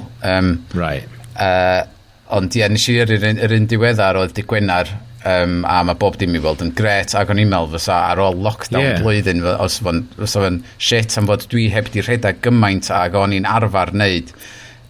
So o'n i'n teim... Still probably wneud mwy na fel your normal person. Yes. Probably. Dyna peth. O'n i jyst eisiau cadarnhad yn fy mhen fod yr holl yfad a'r llai o redeg dwi wedi wneud. O'n i dal yn eitha normal. Dwi dal eitha normal. So... nice. Boring. Yn ymwneud nhw'n ffindio rhyw fath o cool symbiotic venom parasite neu rhywbeth fysa just fel, exciting. Ond generally, nes i Thriva, o'n i'n mynd, dwi'n mynd i wneud a ti'n neud fel y pipette na, a mae gwaed mewn mewn. A wedyn, o'n i fel, right, oh my god, what are they going to come back with? Dathon nhw'n nôl, dwi'n, ti'n ffain? Da iawn. O'n i fel, well, dwi'n meddwl bod yn rip-off. Beth sy'n digwydd i'r gwaed yna? Mae Angelina Jolie yn casglu fo'i gyd, a mae'n gwisgo fo'i gyd ar necklace hi. Pawb yn gwybod hynna. Ond dyna ni peth, ti'n gallu gwario mymryn bach arno fo os ti eisiau just prawf ar certain vitamins ti'n lacking, neu ti'n gallu gwario lot mwy i gael complete blood work. So mae o yn gallu mynd yn really drud, ond nes i'n Mae'n dibynnu ar be ti'n meddwl bod ti'n lacking a falle. Wel, boys, i gyd ydych chi angen neud ydy prynu, a fi ddim yn cofio enw hi, a da ni wedi trafod hwn yn group chat ni cyn y sioe, yr creepy Amazon Watch. Amazon Halo. Amazon Halo. Gaf, ydy hwn yn thing sydd wedi cyrraedd ti? Beth yw e? Mae'n fucking terrifying. Dwi newydd prynu Garmin Runner Watch i fyd, so... he's getting serious now. Hai ti gael y trainers ys gen Bryn sydd yn bloody... Mae trainers yn siarad efo ti? Yna, ti'n cofio yma. Wel, so mae'r Amazon Halo... acid, mae hwnna. Mae nhw'n just yn deud i fi wneud pethau, a dwi'n just yn... Na, dylwn i ddim wneud hynna, ond nhw'n deud, na, mae eisiau chdi wneud o, mae eisiau chdi wneud o. Under Armour says yes. So mae'r Amazon Halo, mae'r animation yn hyfryd, da ni gyd yn cytuno, beautifully animated, kind of Sony animation, peak... Golden Age of Animation, lovely advert. A wedyn pan maen nhw'n ti'n actually mynd trwy be maen nhw'n cynnig i ti, mae o'n fucking terrifying. Okay? A tone monitoring, particularly. So, yes, do ti di edrych ar hwn? A Bryn oedd wedi fflagio fyny'r tone monitoring, sef, os dwi'n deall yn gywir, pan mae Amazon yn gwrando fewn ar phone calls ti. Na. Dim just a phone call. Just yn gyffredinol. Just gwrando na chdi trwy'r dydd, de. Mae'n gwrando na ti trwy'r dydd. What? A mae Amazon yn gwrando na ti trwy'r dydd, a wedyn maen nhw'n asesu os ydi tone ti yn dod drosodd yn threatening, neu insincere, neu... One set, nath Bryn good point, os wyt ti neurodivergent, mae hwn, so mae hwnna yn neud synwyr, ond hefyd, Jesus Christ, am roi complex i rwy'n. Dyd o bod ti'n fel, rwy'n fel fi sydd ddim yn gallu siarad Saesneg yn dda iawn. I mean, lle ti'n mynd i fynd efo hwnna? Ond beyond that, fucking hell, mae hwnna'n fucking creepy. Plus, sy'n mwyn wedi actually di-trainio fo in terms of tone da, fath o beth, a ti'n meddwl fatha, mwyn yn deud, neud i ddim cael dy points drosodd yn gweiddi ar pobol. Fes ni efo ddiddordeb trio fo, i weld, oherwydd dwi'n siarad Cymraeg, 95% o'r diwrnod, ydyn nhw'n really gallu pigo allan y nuances o beth dwi'n dweud yn y iaith Gymraeg, de. Dyna'r ffordd i cwffio'r machines. Just chi'n siarad Cymraeg drwy'r amser. Ydy hwnna'n treinio'r machine ar gyfer Cymraeg, a wedyn na fo, maen nhw'n gallu cymryd drosodd. So, mae Amazon yn dweud bod y gwybodaeth ddim yn mynd pellach na'r ffôn, ond dwi ddim yn coelio Amazon am rwysôn yna beth na fel la. Ond ar ôl i chdi cael y wybodaeth yn ôl yn dweud, oedd chdi weld yn flin iawn, 10 munud cyn cael bwyd. Be ti fod i wneud efo hynna wedyn? Dod o'n i weld fatha bod oedden nhw'n cynnig rhyw fatha atab i chdi? Be oedd o'n, dwi'n meddwl, fatha creu fatha awareness bod ti yn gallu mynd fel fatha beth dwi'n meddwl mae o wedi'r bwriad ydy fatha bydda'n ymwybodol bod y ffaith bod ti bach yn combative pan ti'n cael meetings fel la. Ond oeddech chdi'n gwybod fod y plant di rei jam ar hyd y wal i gyd, Amazon yn gwybod Dwi'n lyfio bod Amazon yn dweud i fyd, if you think this is bad, you wait till you hear about the phones. Mae be ni'n neud efo'r phones lot waith, guys, just so you know. Wel, mae hwnna ddim yn neud fi'n teimlo lot gwell o gwbl. Fi'n cofio, ond oedd Iest wedi gyrru link i'r ad ma. A mae'r ad mewn, ti'n mwyn fel... bach o Mitchell's vs the Machines kind of thing eto, a fel mewn sci-fi movies, neu hard sci-fi, pan maen nhw'n deud, this is the benevolent technology that, basically turns into Skynet neu be bynnag. Oedd y tone o llais y ddynes oedd yn rhoid o... Computers are your friends. Oedd 100%. We can help you make sure that you will get your points across and that you will be successful. Oedd o ddim yn neis. Ti'n meddwl fel kind of creeps? Ond y thing oedd yn boddran am fi fwyaf, dim yr... Oce, ffain, oedd yn gwrando na chdi trwy dydd, ond mae'na gymaint o stwff allan yna sy'n gwrando na chdi trwy dydd fan. Ond fod nhw eisiau chdi tynnu llun o dy hun efo'r app, fideo oedd o de, o chdi yn sefyll yna noeth mewn ffordd, o flaen yr app, a fod nhw'n estimatio faint o body fat percentage oedd gynti arna chdi, a fod yn uploadio naked images o'na chdi. So mae gen Amazon Nudes ni. AWS, a fod o ddim yn accurate beth bynnag, oherwydd fod y YouTuber ma di gwneud cymhariaeth o mynd ar body fat analysis machine, ac di wneud hwnna, a fod o way off. So... you wanna cancel Amazon Prime, huh? Okay. It would be a shame if your body composition image ended up on the internet. I'm just saying. Dyna'r thing. So mae'r business ma fel Amazon have just said that you have hyn body fat just o llun i ti, ac o'n i just fel, hash. Ond hefyd, wedyn mae Prime... Vertically mewn i'r shopping ti'n neud. Yn yr Amazon Fresh store. Diet pills. Are you sure you want to buy that extra packet of Jammy Dodgers? Because you're a bit of a tubby. Okay. Excuse me. Sorry, pawb. So anyway, hwnna, watch this space yn yr fel... So ni di deud ar y sioe yma, wedyn watch this space ar episode 150, fyddwn ni fel, so, our machine overloads wedi cymryd drosodd. Great, okay. All hail Amazon, am o'n i. Guys, unless bod yna, dwi'n neud o fel rhyw fath o pwyllgor fel county council peth wan, oes gen unrhyw news arall, neu ydyn ni'n barod i symud mlaen i'r epic the biggest film of 1993. Bobl yn queuio round the block. The biggest dinosaur movie of 1993. Biggest dinosaur movie of 1993. Do'n am un ffilm arall wedi cael rhyddhau pethefnos wedyn. Gav. Mae yna ffilm bach yn cychwyn ar ITV4.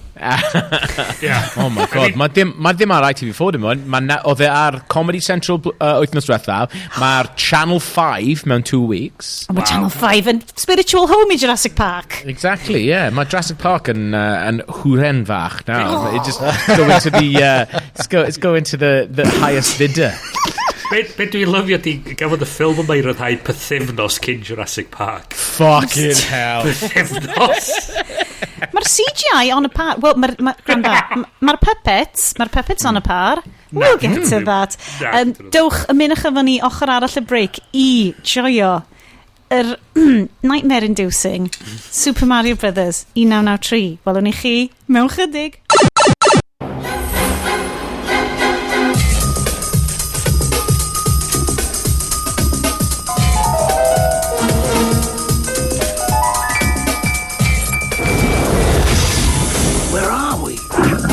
I got a feeling we're not in Brooklyn no more. Luigi! Daisy! You better not hurt us! They're brothers. They're plumbers. Oh no! Mario! Luigi! They're on the trail of a kidnapped princess and a mystical meteorite. It's incredible! That gives anyone who possesses it the power to rule the universe. Get me the rock! Come and get it, lizard breath! Now, they must rescue the princess. Luigi! Alien species escaping. And make it safely back. Later, alligator. To our world. Are you alright? Before time runs out. Shoot him! You're a battle plumber! Look out, Mario! Get him! Yes! No, stop! Gotcha! No, not again! Super Mario Brothers. This ain't no game. Nawr te, mae'r hachlediad wedi cael ei gyhyddo roed nightmares i bobl o'r blaen. Ond, yr episod yma, ni actually mynd i roi hyn llefau go iawn i chi, achos ni'n mynd i ofyn i chi wylio Super Mario Brothers 1993. Ante, Gav, o'n kind of ymddeheiro mae'r episod yma wyt ti wedi landio arno, achos mae Super Mario Brothers 1993 yn, o bosib yn cursed film. So fi ddim yn siŵr beth ydy'r profiad cynta chi'ch tri ohono fo, ond dyma'r tro cynta erioed i fi watcher y ffilm yma. Oh, really? Yep. Oh, wow. Wow. Mae hwn rhywun bit... Sheltered upbringing. O'n i yn y cinema yn gwylio fo opening day. Ie, ti'n 93, so ti'n ma. Ac oedd ni allan o'r cinema, fi a mates fi, ac oedd ni mor gutted. Oedd o just ddim be oedd ni'n dychmygu. Be oedd oedran ti? Ffilm am Super Mario Bros. Oedd ni'n mynd gwybod be i ddisgwyl, oherwydd oedd ni'n methu dychmygu sut ydych chi'n creu ffilm allan o rwy'n yn dwy'n tywysoges a fod ti jyst yn mynd i nôl i fatha wrth bownsio rownd ar crwanod bach. Ond doedd o ddim byd fel na. Ond byd i neud fo Brooklyn. You think? A alternative dimensions a stuff. Oedd o just... Yeah. So be oedd oedran ti yn 93? O'n i yn cael fy memblwydd ar y penwythnos yna yn troi'n 14. Shit, so hwnna oedd fel treat penblwydd ti? Yeah. So, oedd ti di gwachod Street Fighter y blwyddyn cynt ar gyfer treat penblwydd ti? Siomedig, de. Fucking Iestyn. Oedd y trips mae Llandudno just ddim werth o'n ag ydyn nhw. Do'n am cinema Llandudno, oedd gyna. Bangor. O ti'n goffi mynd i Bangor? Okay. Bryn, be oedd profiad cynta ti efo Super Mario Brothers? Gweld ar Sky, siwr o fod. Posh kids, okay. Swn wedi deud i ti pa flwyddyn, ond cofio gwylio fo a fatha... Weird. Okay. That happened. Gav? Oedd wedi cyrraedd y strymynach erbyn hynna? Wel, o'n i, dwi wedi siarad efo cwpl o bobl amdana, a mae'n definitely digwydd i mwy na just fi, ond yn pentre ni, ond na boedd yn mynd yn gwmpas o enw Carl Llywelyn, fuck it, na I just dweud enw fe, ond ar ddyn piratio ffilms ar y tap, a be oedd pob nos lun, fydd e jyst yn fel mynd ar ti'n bod fel mae'r ice cream man yn dod bydd y boi pirate VHS yn dod a bydd e basically yn just rhoi beep ar y stryd a wedyn bydd pawb yn mynd mas a bydd e'n agor boot a yn boot y car o just loads o pirate VHS. Oh wow, mae fel One Division all over again. Honestly, oedd e'n incredible. Am ages, o'n i'n meddwl dyna sut oedd ffilmiau'n cael ei gwylio. A wedyn, nath Carl mynd mlaen i sefydlu Netflix. Well done. Netflix Cymraeg, Boy done good. So oedd e'n dod o gwmpas, a o'n i yn wastad trwy'r amser yn rentio Suburban Commando. Ffilm na Hulk Hogan sy'n dylech chi definitely neud os chi guys yn penderfynu neud Suburban Commando na I dod nôl i neud hynna achos o'n i'n obsessed efo Suburban Commando a oedd e'n dod gwmpas o'n i wastad yn rentio Suburban Commando a oedd e'n dweud if you like that you'll like this Super Mario Bros. O'n i'n gwybod y game so o'n i fel amazing a o'n i'n rentio hwnna am fel pint a oedd e'n dod nôl wedyn pint am y wythnos gyda llaw so oedd Carl oedd e'n good stuff man a oedd Carl yn dod nôl wedyn yr wythnos ar ôl a pigo lan y ffilms dyna beth yn amazing though wedi bod o fel llyfrgell because fel mae'r Mannix yn deud libraries gave us power so llyfrgell efo fucking Deliveroo oedd yn dod a cnocio ar y drws and then can I get out that Suburban Commando back please oh my god missionary ond ges i Super Mario Brothers o fe fi just yn mynd i chwarae achos profiad cyntaf fi just yn mynd i chwarae lleth Iest yn neud y audio magic fi just mynd i chwarae i bawb dyma review fy mab i o'r gwachod o Pnawn Ddoe. Hai Llew, dwi yn recordio eto. Be di farn di am y ffilm hyd yn hyn? Wael iawn. Oherwydd mae'r gemau fel miliwn gwaith gwell na'r ffilm. Faint yn gwybod? Tuaf 2 funud. A mae'n yn barod yn edrych yn ddrwg. So, chi'n gallu dweud ydw i ddim yn i offi fel o. Okay. Da, heitio. os am llawer mwy fydd ni ddeud, really. Mae'r sioe wedi gorffen rwan. Chos, o gennau plans mawr, ni gyd yn mynd i slat. Lliw, ti yn lyfio Mario games, Mario Odyssey, mae'n chwarae Paper Mario origami ar hyn y bryd, caru fe, just lyfio fo. Ni'n fel, ti'n ni'n ei go na fo? Gallu di chwerthin arno fo, as ydi o'n really wael, okay? A nath o literally gweld yr agoriad lle mae na fel dinosaur montage. Oh my god, yeah, weird. Parallel universe, a wedyn egg baby, ac oedd o just fel, na. I'm out. A wedyn, Mae union rhywun teimlad a pam ti'n mynd i weld Masters of the Universe, yr He-Man movie, lle fatha, this isn't what He-Man is. This isn't what Super Mario Brothers is. What is egg in baskets with stone? Di roi dy fideo iawn i ni? Beth sy'n ymlaen? Go Carl. Dwi'n credu dylwn ni galw'r section yma, beth sydd yn boot Carl o hyn ymlaen. Wow.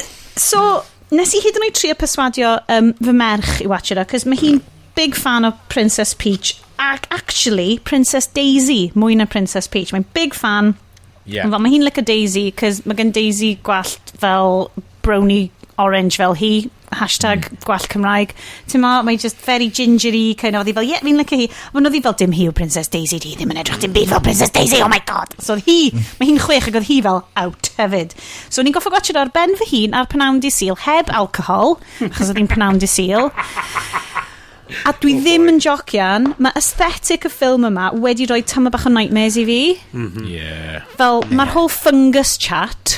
Oh boy, yeah. Mae'r whole... So, hot take Sioned ar y ffilm yma, right? I unrhyw un sy'n heb weld o, just peidiwch, mae'n ffain, chi ddim yn goffod. Ydy, mae o'n fwy o 90s New York film nag ydi o videogame film. Yeah. A be oedd y thing hefyd oedd fatha on a load o jokes fatha, chys mae Mario a Luigi yn byw yn Brooklyn a Brooklyn plumbers dyn nhw a maen nhw'n pan maen nhw'n croesi drosod i'r dimension dinosaurs ma nhw'n dweud we must have gone under the river is this Manhattan? Am fod nhw'n mynd allan o'i ardal nhw. Ond fel so mae na gymaint o deep dives i wneud fewn i fel the misunderstanding o video game movies. Gav, wyt ti probably wedi wneud lot of think pieces am y stuff ma. Fel, ti'n mynd hyd yn oed lawr i rhywbeth fel Assassin's Creed yn ddiweddar, just a fundamental misunderstanding o beth sy'n neud game yn awesome ydy bod ti'n chwarae fo. Dyn nhw beth, dydy cael rhywun arall yn directio fo pan ti'n chwarae game, ti sy'n directio fo. Mae fel lucid dreaming, ti'n ma? Ond y peth yw, efo Super Mario Bros, y peth dwi yn genuinely hoffi amdano fe yw mae yn edrych fel nath y directors a'r scriptwriters byth chwarae'r game. No, my god! A fi'n meddwl, dyna sut ti'n neud, achos ti wastad yn clywed fel pan mae pobl yn neud fel reimagining neu yn neud... Yr un really famous nes I clywed am yw, ti wedi Annihilation? Oh my god, gan Alex Garland. Nath e dweud rhywbeth fel, nath e ddim darllen yr holl nofel, fi'n meddwl, a stwff fel na, achos oedd e dweud, oedd e ganddo fe syniad gwych amdano'r ffilm, so oedd e dweud, right, I'm not going to read the book, I'm going to do my own thing. A efo hwn, fi'n meddwl, dyna probably beth nath nhw, ond obviously in 1993 oedd na dal yr 80au dal yn mynd ymlaen, so oedd cocaine dal yn dda, oedd cocaine dal yn amazing in Brooklyn, so nhw fel fuck it, let's just go for it. Wel, peth hefyd ydy ti'n teimlo fatha hefyd fatha rhywbeth fatha mae rhywun mewn oed hefyd, mae nhw'n gyfarwydd efo rei o'r syniadau, mae nhw'n gwybod bod Mario'n plumber. Jesus. Mae fel plumbers, dinosaurs, I got it, I got the gist of it, I got the gist of it. Gael checio. Mae'na mushrooms, nhw'n i roi funguses I fewn, bydda ffain, bydda'n grech. For fucking fungus, a fungus ydy di actually roi, cos mae gen I phobia am stuff wedi llwydo, twyd fel mefus a shit fel Oh, yeah, disgusting. Dwi'n Right. felly edrych arno fe. Okay, Gav, os ti eisiau cyfro clustio ti, neu troi headphones ti ar hwnnw. Ie, na, dwi'n O'n i'n neud... Yn cofio fi just yn like, torri madfus fyny, ddim really yn cymryd sylw, you know, oedd o cyn I fi wneud mindfulness and meditation a fucking zen a shit fel na, so o'n I ddim really yn cymryd sylw be o'n i'n neud. So i torri'n fyny, a dechrau bit a llon, like good bowl, llon bowl yn y mefus. A check-in yn ceg fi, ac oedd o'n un oedd wedi llwydo. Oh, na. Ac oedd o actively, right, oedd y blas yna yn ceg a trwy'n fi am ddyddiau. Ac oedd o'n smelio fel Crossville buses. Oedd ni'n arfer mynd i'r ysgol yn un o. Right? Oedd Crossville buses, mae chynllef, wastad yn really damp. Ac oedd o'n smelio exactly fel... So, oedd watched... Luigi, this is my father.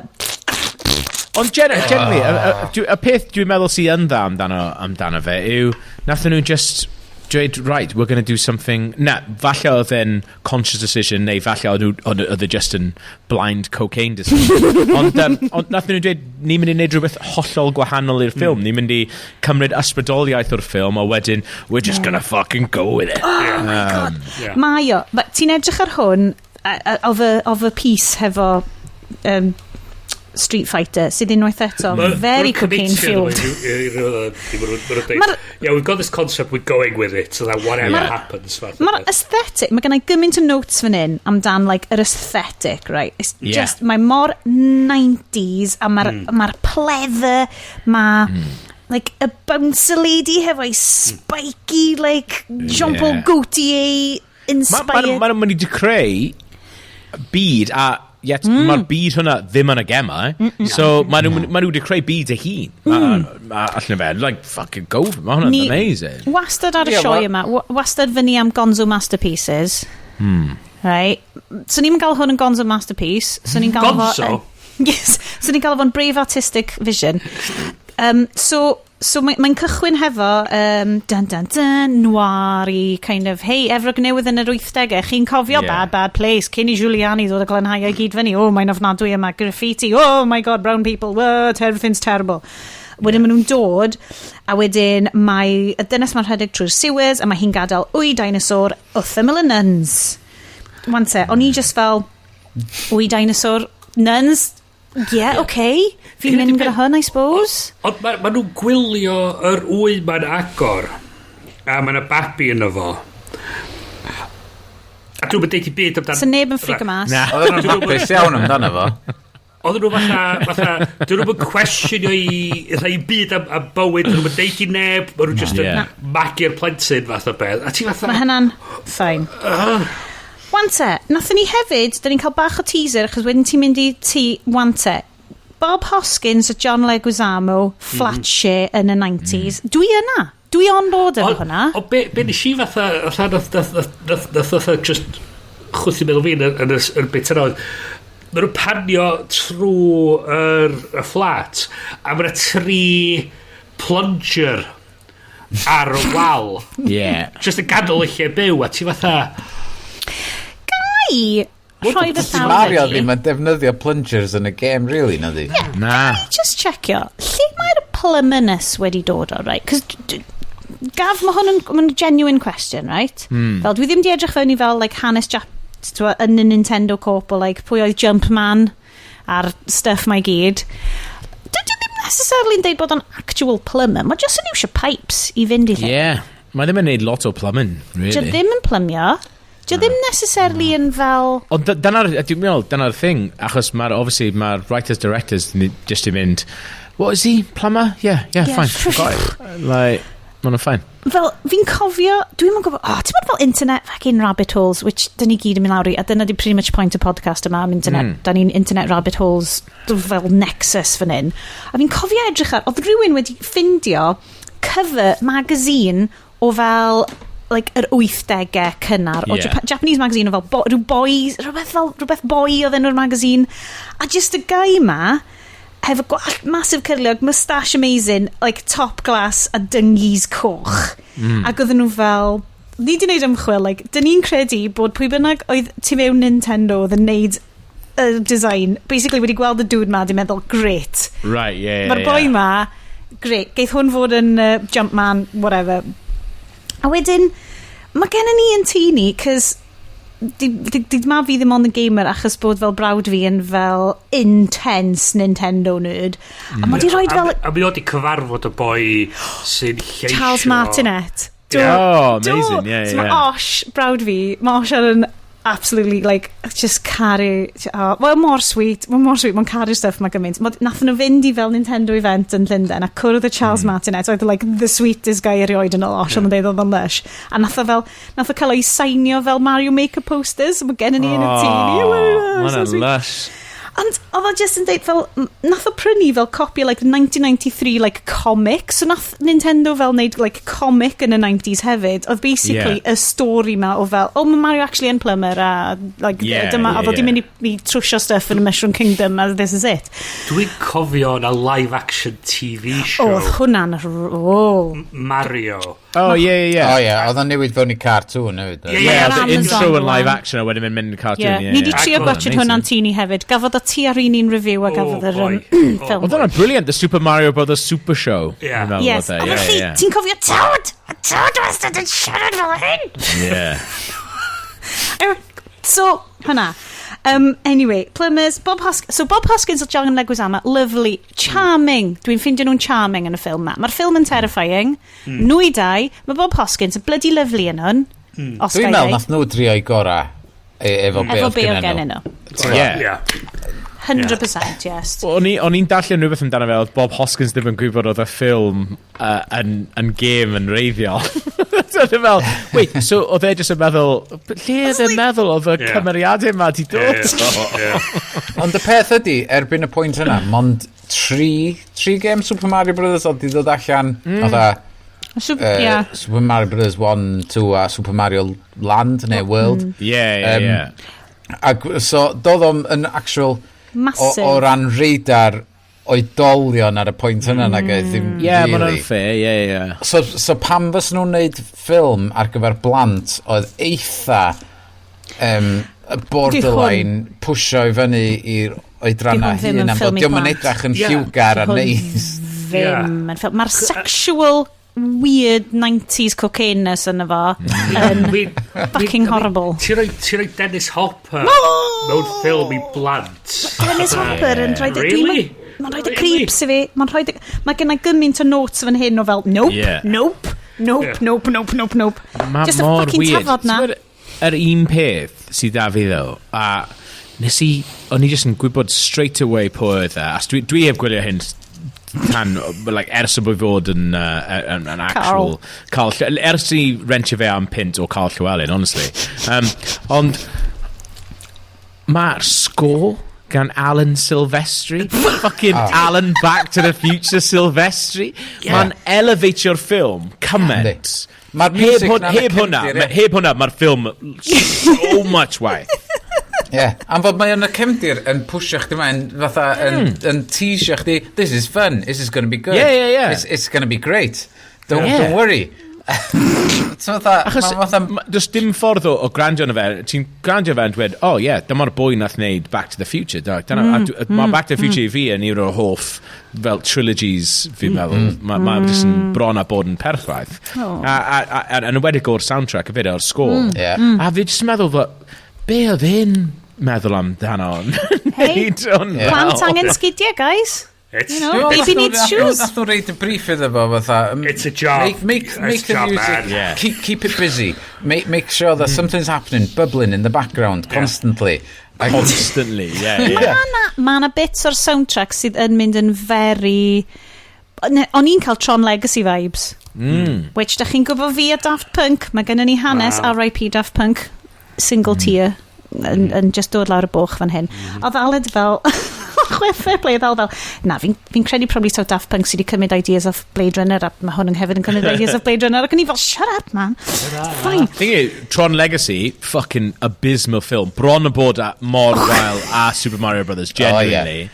Ond, mae'r soundtrack yn incredible. Oh my god, ond hefyd, kind of creep, so, dwi'n mynd i fynd â chi drwy tywyll, wan, right? Sort of, Jeff Bridges, right? Kind of sexy. Yeah, man. Creepy computer Jeff Bridges, fel creepy weird, fel crush weird, na ddim diolch, kind of thing. Oedd hwnna'n gormod i fi. Hwnna, just cymryd fi rai allan ono fo. Hefyd oedd computer younger Jeff Bridges yn fatha Uncanny Valley. Chi wedi gweld yr like, deepfakes version o hwnna rwan? Chi wedi gweld bobl yn like, ail-wneud, maen nhw wedi bod yn ail-wneud Tron Legacy. Right. Fel, mae basically YouTube channel sy'n wastad yn dod fyny yn recommendations fi, a maen nhw fel, ti eisiau gweld hwn, ti eisiau gweld deepfakes? A dwi fel, okay, fi eisiau gweld deepfakes, okay, for YouTube, I suppose. A maen nhw rwy'n yn ail-wneud o. A mae o'n really dda rwan, technoleg sgen dude yn ei gwpwrth yn fucking San Francisco neu rhywbeth, yn gallu smasho fy mwyneg o Disney, 10 mlynedd yn ôl. Mae nhw'n gallu neud o'n hefyd y well na Cats blwyddyn hanner. Paid ti a dod am Cats? O'n i wedi gwneud episode ar Cats. Nes dim ffordd o dweud hwn, ond mae'n mynd i obviously swnio fel massive name drop, ond nes I cyfweliad efo Jeff Bridges unwaith. Dyna oedd fel un o jobs fi ar IGN oedd fel neud yr holl fel film junkets a stuff. A oedd e wastad yn brilliant, a oedd nhw wastad yn rhoi fi i'r job achos dwi ddim really yn mynd yn nervous amdano unrhyw beth. So they're fel, well, you're never nervous, this will be funny, or we'll stick you on nhw. Ond efo Jeff Bridges nes I cerdded mewn i'r stafell a generally been like, he's too famous. He's too famous. That's the dude. That's the dude. I've been sent into the wrong room. Sorry. Nes I fel cannoedd o interviews heb bod nervous a wedyn cerdded mewn, gweld a dude yn eistedd yna. Oedd e just am Kingsman 2. A dwi'n hoffi y Kingsman films. Dwi'n meddwl bod nhw'n actually generally da.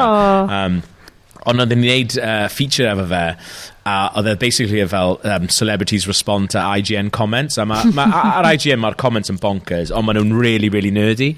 Oedd un o'n nhw amdano fel, what if Goku from Dragon Ball Z fought the dude? A they're just fel, dwi ddim yn gwybod beth yw Dragon Ball Z really, ond dwi yn gwybod pwy yw Goku a sort of tipyn bach, ond dwi'n gwybod obviously pwy yw'r dude. A they're just yn darllen e, a just been, I don't know what that means. Just went swiftly on.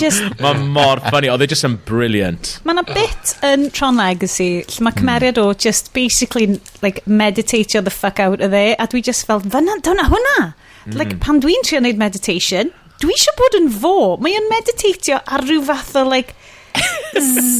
zen digital space platform, a mae Daft Punk yn chwarae'n really uchel yn y cefndir, a dwi fel, that is Nirvana. Hwna di'r vibe dwi'n gael o'r Big Lebowski fatha trwy'r holl ffilm. That right there, that's what I want to be like.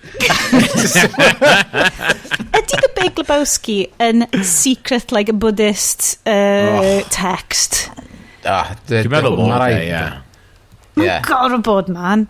Fuck it, dude, let's go bowling. Tywod, hwnna di'r Buddhist mantra ti'n ailadrodd i hynny. A wastad fatha bos mwyn rhaid rhywbeth ti'n gallu dweud, well, that's your opinion. That's just him. Oh my god. Okay, well, dwi offi wneud video essay about Macdo, right? Mae'r stori ma'n parhau. Lovely flat share. Mae nhw'n frodyr, ond mae John Leguizamo. Allwch chi esbonio i fi, yn y ffilm yma, mae Daisy yn archaeologist 6? Archaeologist, Question mark? Yeah, archaeologist.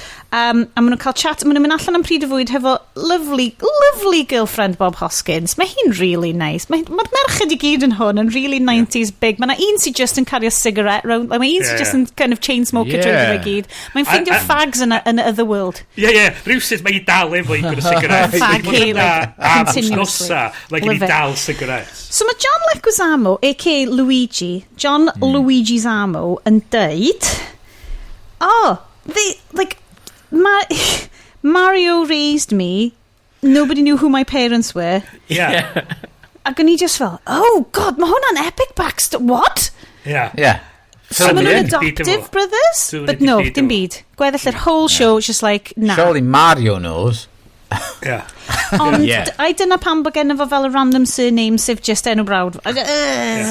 Just efo'r archaeology bit na fyna de, is she slightly confused rhwng dau ffilm lle o'n i'n meddwl o'n i'n gwylio April O'Neil a'r Turtles. Yn mynd o'n i'n meddwl, be dwi'n gwylio? O'n i'n really yn meddwl na Turtles oedd am eiliad. So, da ni'n coalesio fewn i ryw fath o 90s neon New York cocaine-fueled aesthetic ffilms sydd just ddim yn llwyddo. So, mae'n troi allan, mae fel y mob yn rhedeg rhyw fath o plumbing firm arall sydd wastad yn dwy'n pres o like, doing jobs of a plumbing firm. Mario, maen nhw yn digio lawr trwy'r lle mae'r archaeologist wedi ffindio loads o esgyrn dinosaurs. Mae Daisy yn mynd a John Luigi Zammo lawr am date nhw i fynd, hei, ti wedi weld yr esgyrn creepy ma? A mae hi'n cael ei kidnapio wedyn. Ond ar y pwynt yna, ti'n mynd i ddeud un beth a fi, fatha, os maen nhw wedi bod yn trellu ac wedyn yn dod o draws dinosaur bones, sut fod na drws nesa mae na lwyth o papes? Ac mae na lwyth o valves a balli ar y papes. A beth sy'n... Yr peth arall ydy, mae'r plumber sy'n gweithio i'r mob boss yn mynd i sabotage o fo, yn gwisgo y uniforms o'i cwmni nhw. A wedyn mae Daisy yn dweud, fatha, oh, you can fix it. Mae'n edrych yn o fatha, huh? A wedyn, you're a plumber, right? A mae'n mynd fatha, mae'n fatha ar y munud yna, oedd o'n anghofio be oedd i'n cymeriad o. Oedd o dal yn meddwl, how do I get into this lady? Cant a cant. Oh god, beth ydych chi fanna? Cant a cant. Cant a cant. Sorry, boys. So, 100%, dwi yn licio y vibe o Lovestruck John Leguizamo. Does gen I ddim byd yn erbyn y performances yn y ffilm ma.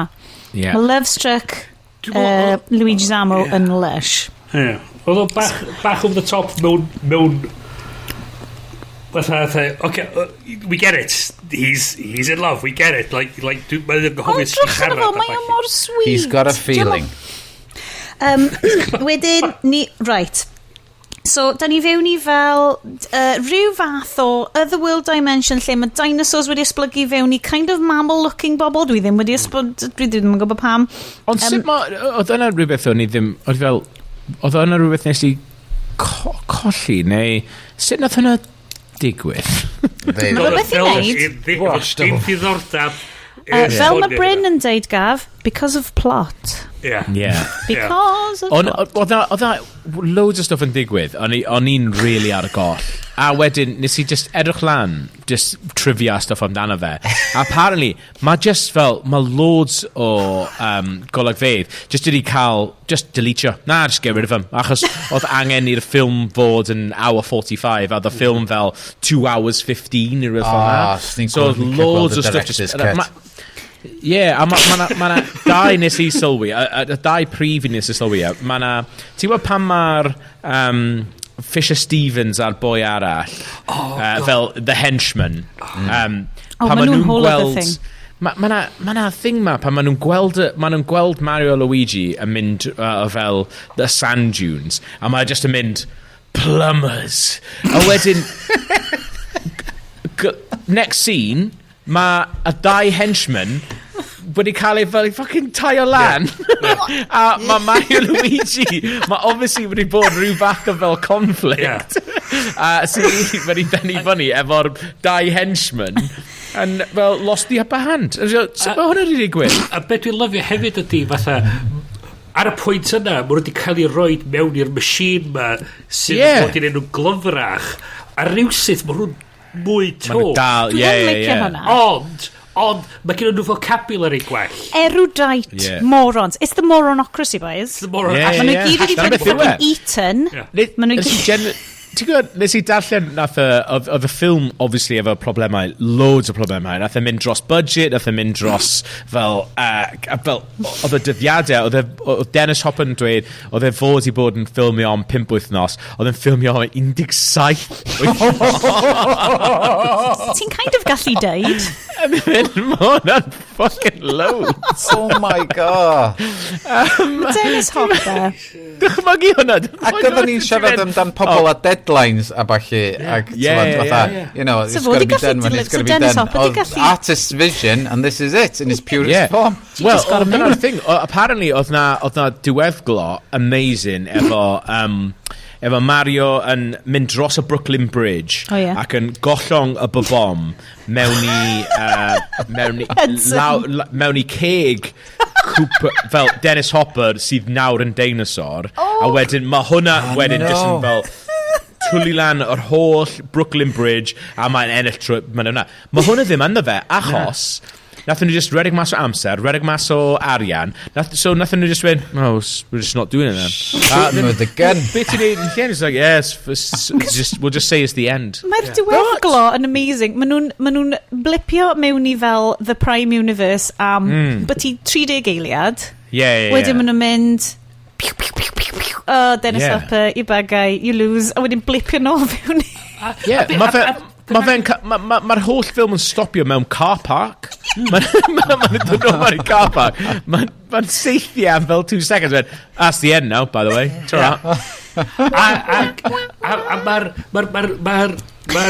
Mae'r mobster mae'n cael de-evolfio mewn i monkey. A mae pawb yn chwerthin. It's just... New York yn y 90au, Bryn. Oedd o'n bywyd caled. Cocaine laughter. Hefyd, cofio, mae'r mobster na heb bod yn thing yn y ffilm am fel 90 minutes. So, obviously, mae loads o golygfeydd efo fe wedi cael ei cymryd allan, achos nes I just anghofio pwy oedd e. A oedd fel, he's meant to be the main antagonist. He's the main plumber. Yr unig ffordd da ni'n gwybod bod o fel y bad guy ydy, just achos bod lovely Bob Hoskins yn mynd, Scapelli! Dyna'r unig ffordd ni'n gwybod. A mae o'n kind of obviously mob affiliated. He's like, wah. Mae'r visuals yn yr alternate dinosaur universe yn spesh. Dwi'n really licio nhw. Maen nhw'n edrych fel Depop. Maen nhw just fel... Oedd gynna fi issue efo fod. Mae gynna fi... Pam nes I wylio fo... Nes I wylio fo prawn ma.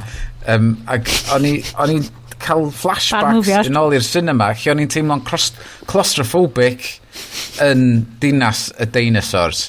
Oherwydd o'n i'n meddwl, just un seat gyda nhw. A maen nhw'n just cymryd angles arall wahanol yn efo. Ac o'n i'n teimlo hynna pan o'n i'n 14. O'n i'n fatha, ti di dod o Brooklyn efo shots o'r awyr a'r Brooklyn Bridge a just... Dwi'n lyfio fan nhw. Teimlo space o gwmpas nhw a ti wedyn yn gaeth I fewn yn y lle yma. Ac o'n just yn teimlo'n fatha, mae hwn yn teimlo fatha set wrong, yn wahanol iawn I sut mae'n teimlo'n Blade Runner, ond o'n i'n digwylio Blade Runner ar y pryd. Sut ydych chi'n nabod yr actores Fiona Shaw? Yes! Oh my god. Fiona Shaw. Oedd gen I huge crush arna hi o 3 Men and a Little Lady. Yes, achos mae hi'n chwarae... O'n i'n gwylio 3 Men and a Little Lady a fi'n meddwl, actually, dylsyn ni ddim wedi bod yn gwylio 3 Men and a Little Lady. Achos mae 3 Men and a Little Lady dipyn bach yn sexy a mae Fiona Shaw yn really sexy. Mae hi'n chwarae Miss Lomax yn 3 Men and a Little Lady a o'n i'n lyfio hi pan o'n i'n fach. Fiona Shaw. Y tro cyntaf nes I cwrddi, o'n I massively... Right, diddly-doo, dwch nôl I Machynlleth, late 90s, blw. O'n I wel fewn I, on a BBC show, hefo Jonathan Rhys-Myers. Chi'n gwybod? Terrifying face Jonathan Rhys-Myers. Be mae'n neud rwan, dwi ddim yn gwybod. Gavin, ti probably di cwrdd efo, you know, sat down for a drink. Na, dwi ddim, ond dwi'n meddwl bod e'n dipyn bach yn prick, actually, achos dwi'n meddwl mae'n pro-Brexit a stuff o'na. Ddim I dweud bos chi'n pro-Brexit bod hi'n prick, ond dwi'n actually dweud o'na. Mae gen y podcast yma political stances dyn ni'n mynd hefo, dyn ni ddim yn siarad amdano nhw'n aml, it's fine, ond maen nhw'n mostly fel, na. Anyway, so Jonathan Rhys-Myers, a ddo yn efo, a Fiona Shaw yn efo, gyda Ian Richardson yn efo, o'r enw Gormenghast, ac oedden nhw'n based ar fel rhyw creepy-ass novels gan boi o'r enw Mervyn Peake o fel y 50s. Oedden nhw fel 50s, like trippy LSD novels. A fi'n cofio caru Shaw, ac oedd Fiona Shaw yn bloody amazing yn efo. Absolutely terrifying, stern presence ma. A beth ers hynna, fi wedi bod super caru bob... A pan weles i hi'n popio fyny hwn, o'n i fel, wel, mae hwn yn gret. Mae hwn yn di, mae hi'n fel achub hwn i gyd. Gan i'm syniad beth i cymeriad hi. TBH. Dim syniad beth mae hi fod yn neud yn efo. Mae just yn gret. Mae'n edrych bloody brilliant yn efo. Yn y corset, sedan, glas. Mae'n edrych o Bond villain. Dylse hi wedi bod yn Bond villain. Dwi'n gwybod be di function hi yn hwn. Mae just yn hang around efo Dennis Hopper a ddim yn licio fo? Question mark? Ond eto fatha, mae hi eisiau bod yn fatha really bwysig iddo fo, a fatha mae hi mewn cariad o fo, mae'n jealous o'r princess, a mae fatha, pam bod hi mor special fath o beth. Sut oeddech chi'n teimlo? Sorry, dwi'n newydd sylweddoli, nid John Rhys Myers yw'r frick. John Rhys Davies yw'r frick. Sorry, y boi sy'n chwarae Gimli. Nid y boi sy'n really fit. Sorry, John Rhys Myers, I'm sure you're very lovely. Dwi wedi clywed bod o'n fan, mae'n un o'r 6 person, cos mae gennym ni 6 mwy na 5 sy'n gwrando ar y show ma. Hei Gav, nhw'n ni gadael ti weld stats ni, fydd o'n eye-opener i ti. O'n i'n siarad cyn, pan oedd ti wedi dweud bys ti'n licio dod ar y show, o'n i wedi dweud, hei, bys y Gavin yn licio dod ar y show, mae'n great. Oedd Iest yn fel, dwi'n mor sori, pwy di Gavin? Wedyn nath Google, oedd yn mynd, oh my god, wyt ti wedi gweld faint o bobl sgennyn nhw licio nhw ar Patreon? So croeso'r lower leagues. Wel, fi sy'n y lower league, mae Iest yn gwybod pwy ffuck yw i. Gallu ti very hawdd ddeud, Iestyn Lloyd, don't rate his work, mae'n fine. Love it, absolutely love it. Mae rhan i fi nawr i convincio Iestyn. Yeah. Iestyn, Gina. It's the yes test all over again. It's the Iestyn testing. So... Anyway, dwi ddim yn gwybod beth ni'n siarad amdano. Mae Fiona Shaw yn rhywbeth o rhan o'r plot ar hwn. Be ni eisiau gofyn ydy, sut ydych chi'n teimlo amdan? Mae gennau notes, Daisy a Fiona Shaw equals creepy hefo 4 E. Wedyn, Daisy a Cooper, creepy hefo 6 neu 7 E. Super creepy. Mae'r disgusting sexual innuendo... Oedd hwnna'n teimlo fatha scenes lle oedd nhw wedi torri stwff allan hefyd, lle oedd o'n just bring her to me, make sure she's clean, just yr holl stwff yna yn really fatha, kids are meant to watch this film. Beth sy'n mynd ymlaen. Mae mor, I bwy mae'r ffilm yma?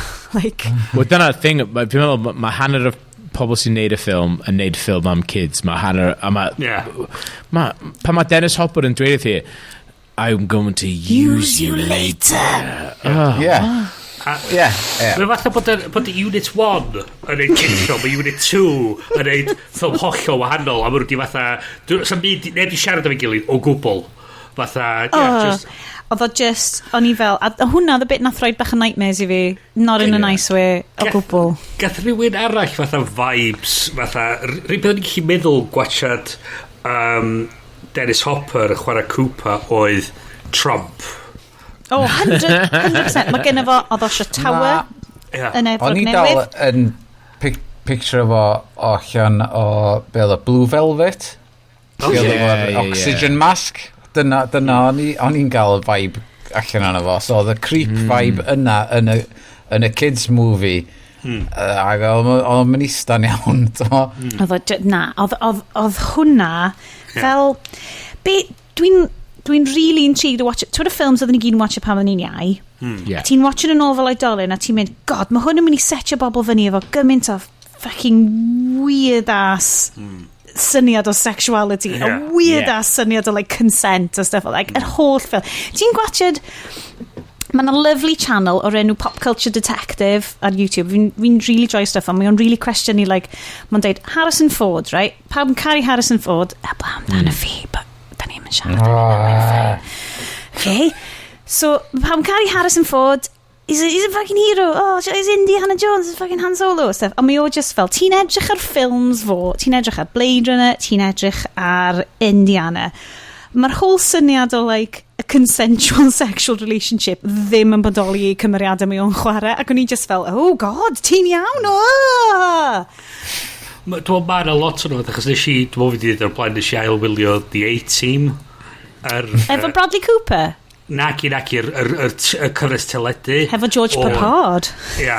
A yn yr rhifin gynta, mae George Peppard yn dod ar y sgrin mewn full blackface. A ti fatha, oh wow.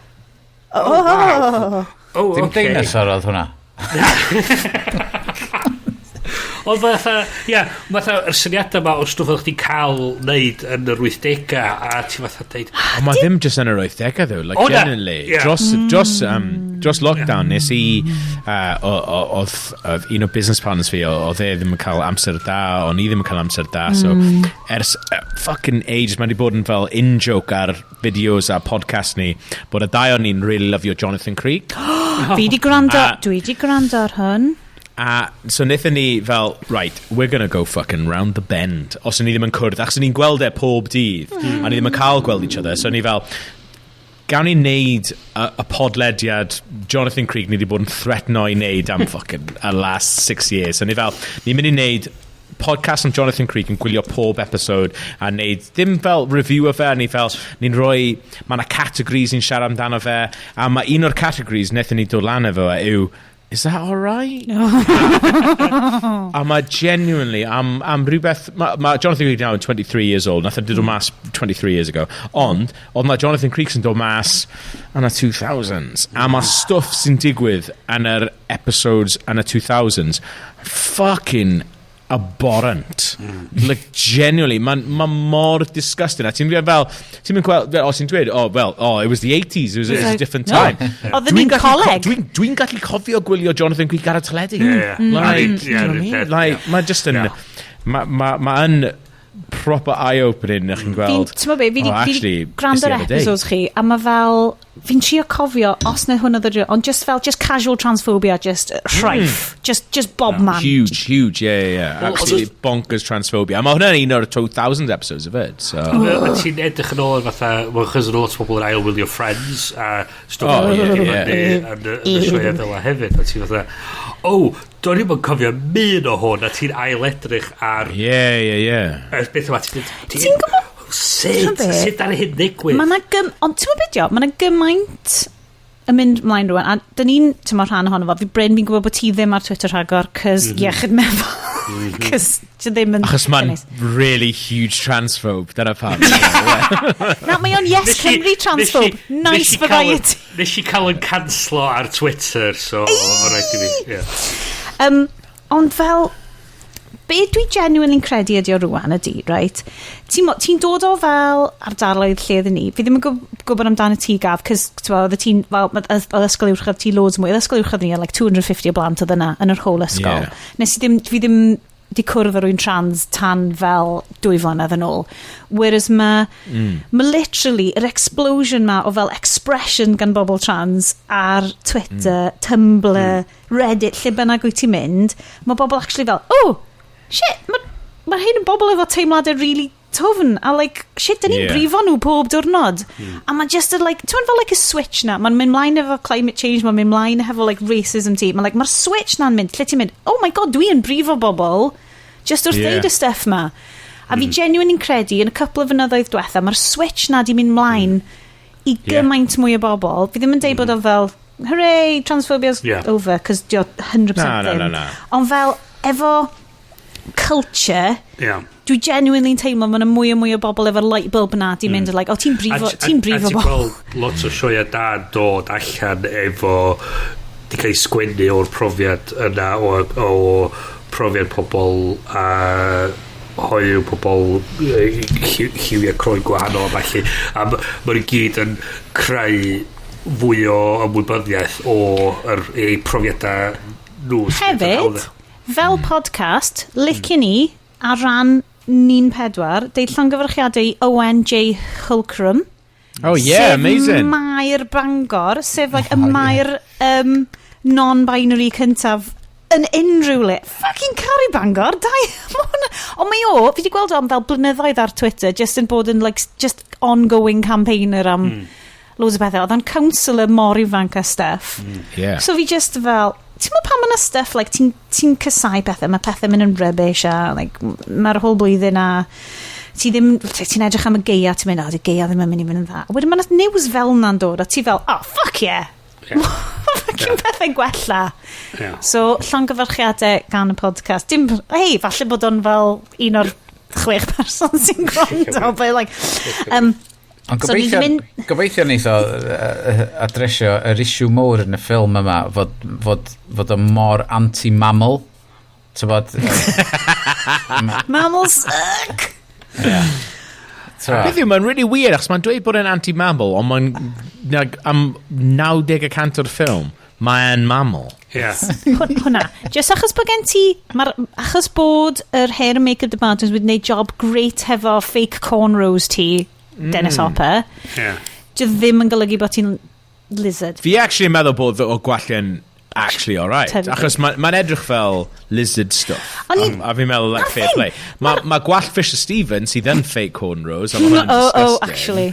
Ond ddim actually y thing mwyaf hiliol mae Fisher Stevens wedi wneud, os chi wedi gweld Short Circuit 2. Lle mae fe'n chwarae boy Indian, a mae Fisher Stevens ddim yn dod o India. Na. What? Yeah. Oh my god, o'n i... Yeah. Un o'r things mwyaf racist fi wedi gweld, a o'n i'n gwylio pob dydd pan o'n i'n kid. Dwi ddim wedi gwachod ar ys o'n i'n kid, a rwan wyt ti'n... Mae'r realisation yn golchi dros dy fi. Oh my god. Mae'n bongus pan ti'n gweld stwff fel na, ti'n fel... Oedolion nath wneud na. Like, oedolion nath wneud like, several decisions. Oedd pobl ar y set. Oedd oedolion ar y set sydd yn gallu... Oedd efo... sydd yn gallu magu plant. Wedi penderfynu bod hwnna'n iawn. A nhw'n nabod bobl South Asian. Wedi neud y gwaith i neud hyn a Yeah, fine, absolutely fine. So neb di mynd oedd are we sure this is okay? Oedd na 4 neu 5 person yn neud y colir, yn neud y gwall, oedd nhw'n just feel, absolutely fine. Absolutely fine. Dwi'n sioc, achos dwi ddim wedi ystyried hynna. Ac rwan y ti wedi deud hynna fi, rwan dwi fel... Ffac ti'n iawn. Oh my god, pan ti'n gwylio fe, mae'n embarrasing. Dwi'n mallu gwylio hwnna dim mwy, ond...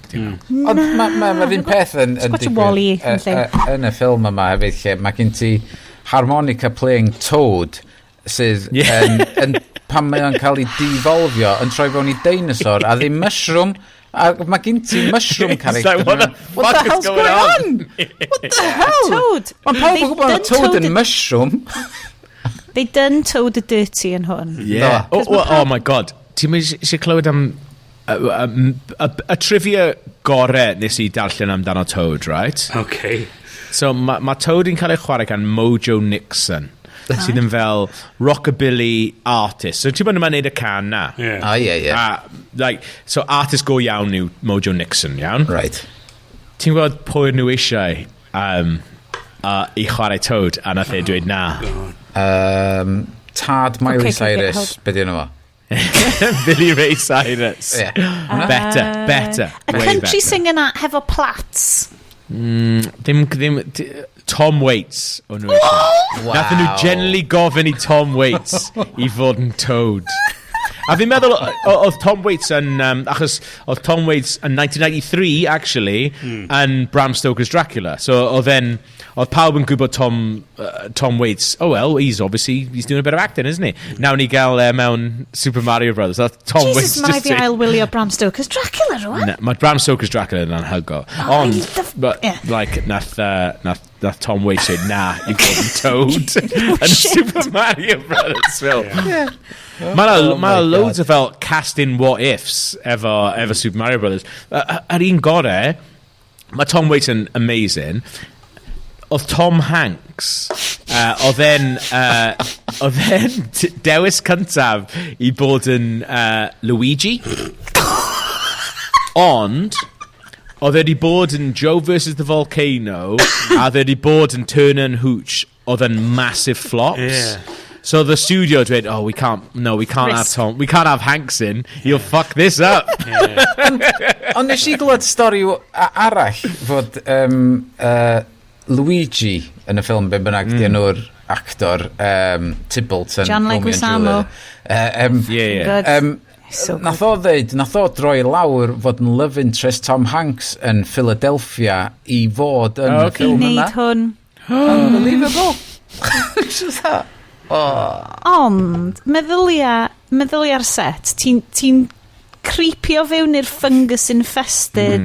Cos Studio 54 ydi ond it's basically mold lawr o walia, chwys, latex. Dwi'n lyfio pan maen nhw'n rhoi Bob Hoskins yn y zip-up fleece melyn. A zoot suit, basically, Jesus, mae'r art department di cael amazing amser ar hwn. Hefyd, pa maen nhw'n gwisgo zoot suits na, pa maen nhw ddim yn lliwio Mario Brothers? I know. What's going on there? Nes i anghofio recordio the Llew report, ac oedd Llew just fel, pam pa Mario'n gwisgo melyn dylse fel yn gwisgo coch, dylse fel Luigi'n gwisgo gwyrdd, ac o'n i'n fel ti'n rhaid. Unit 2 oedd yn gweithio ar y scene yna.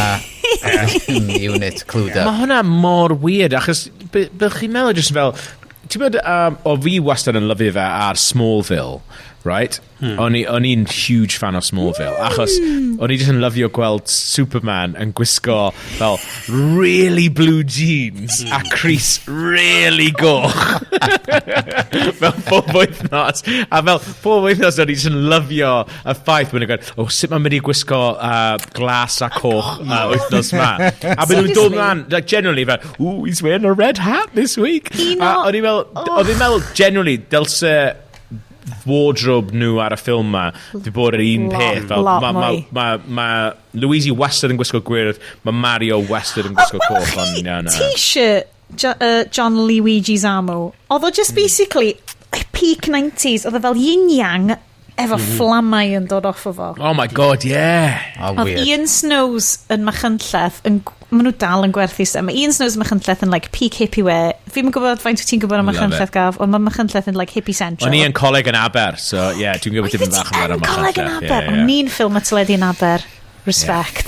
Fel hoff bethau fi yn coleg yn Aberystwyth, o just dysgu appreciation am fel y stuff wyt ti byth yn sôn. Chos fi'n cofio teulu fi'n mynd, ti'n meddwl dol ti'n neud rhywbeth bach mwy ti'n ma defnyddiol yn lle ffilm a teledu. Gan i just fel, hold on man. Fel, mae TV rownd yn I gyd, mae ffilms rownd yn I gyd, o'n I ddim hyd yn oed I steithio nhw. Basically, 20 mlynedd o rwan, mi ddangen chi allu spotio fake news, a mae'r hogan fan hyn, efo fucking degree mewn ffilm a teledu, mae'n I allu specio chi trwy fake news. My time has come. Ond Mach, achos bod fi'n dod o Mach, mae'n fel hippie central, so dwi'n licio teimlo bod fi wedi hitio 38, a wedyn wedi mynd fewn I fel, I've come into my power, sef Mach citizen, sydd yn lyfio yoga, zen meditation, a t-shirts yin-yang hefo fflamau yn. Basically, mynd yn ôl a mynd yn maer o Mach. Ond na, so ni'n licio gadael hwnna'r agor I rwy'n non-binary neu trans, cos mae Mach yn heiddi XR warrior maer.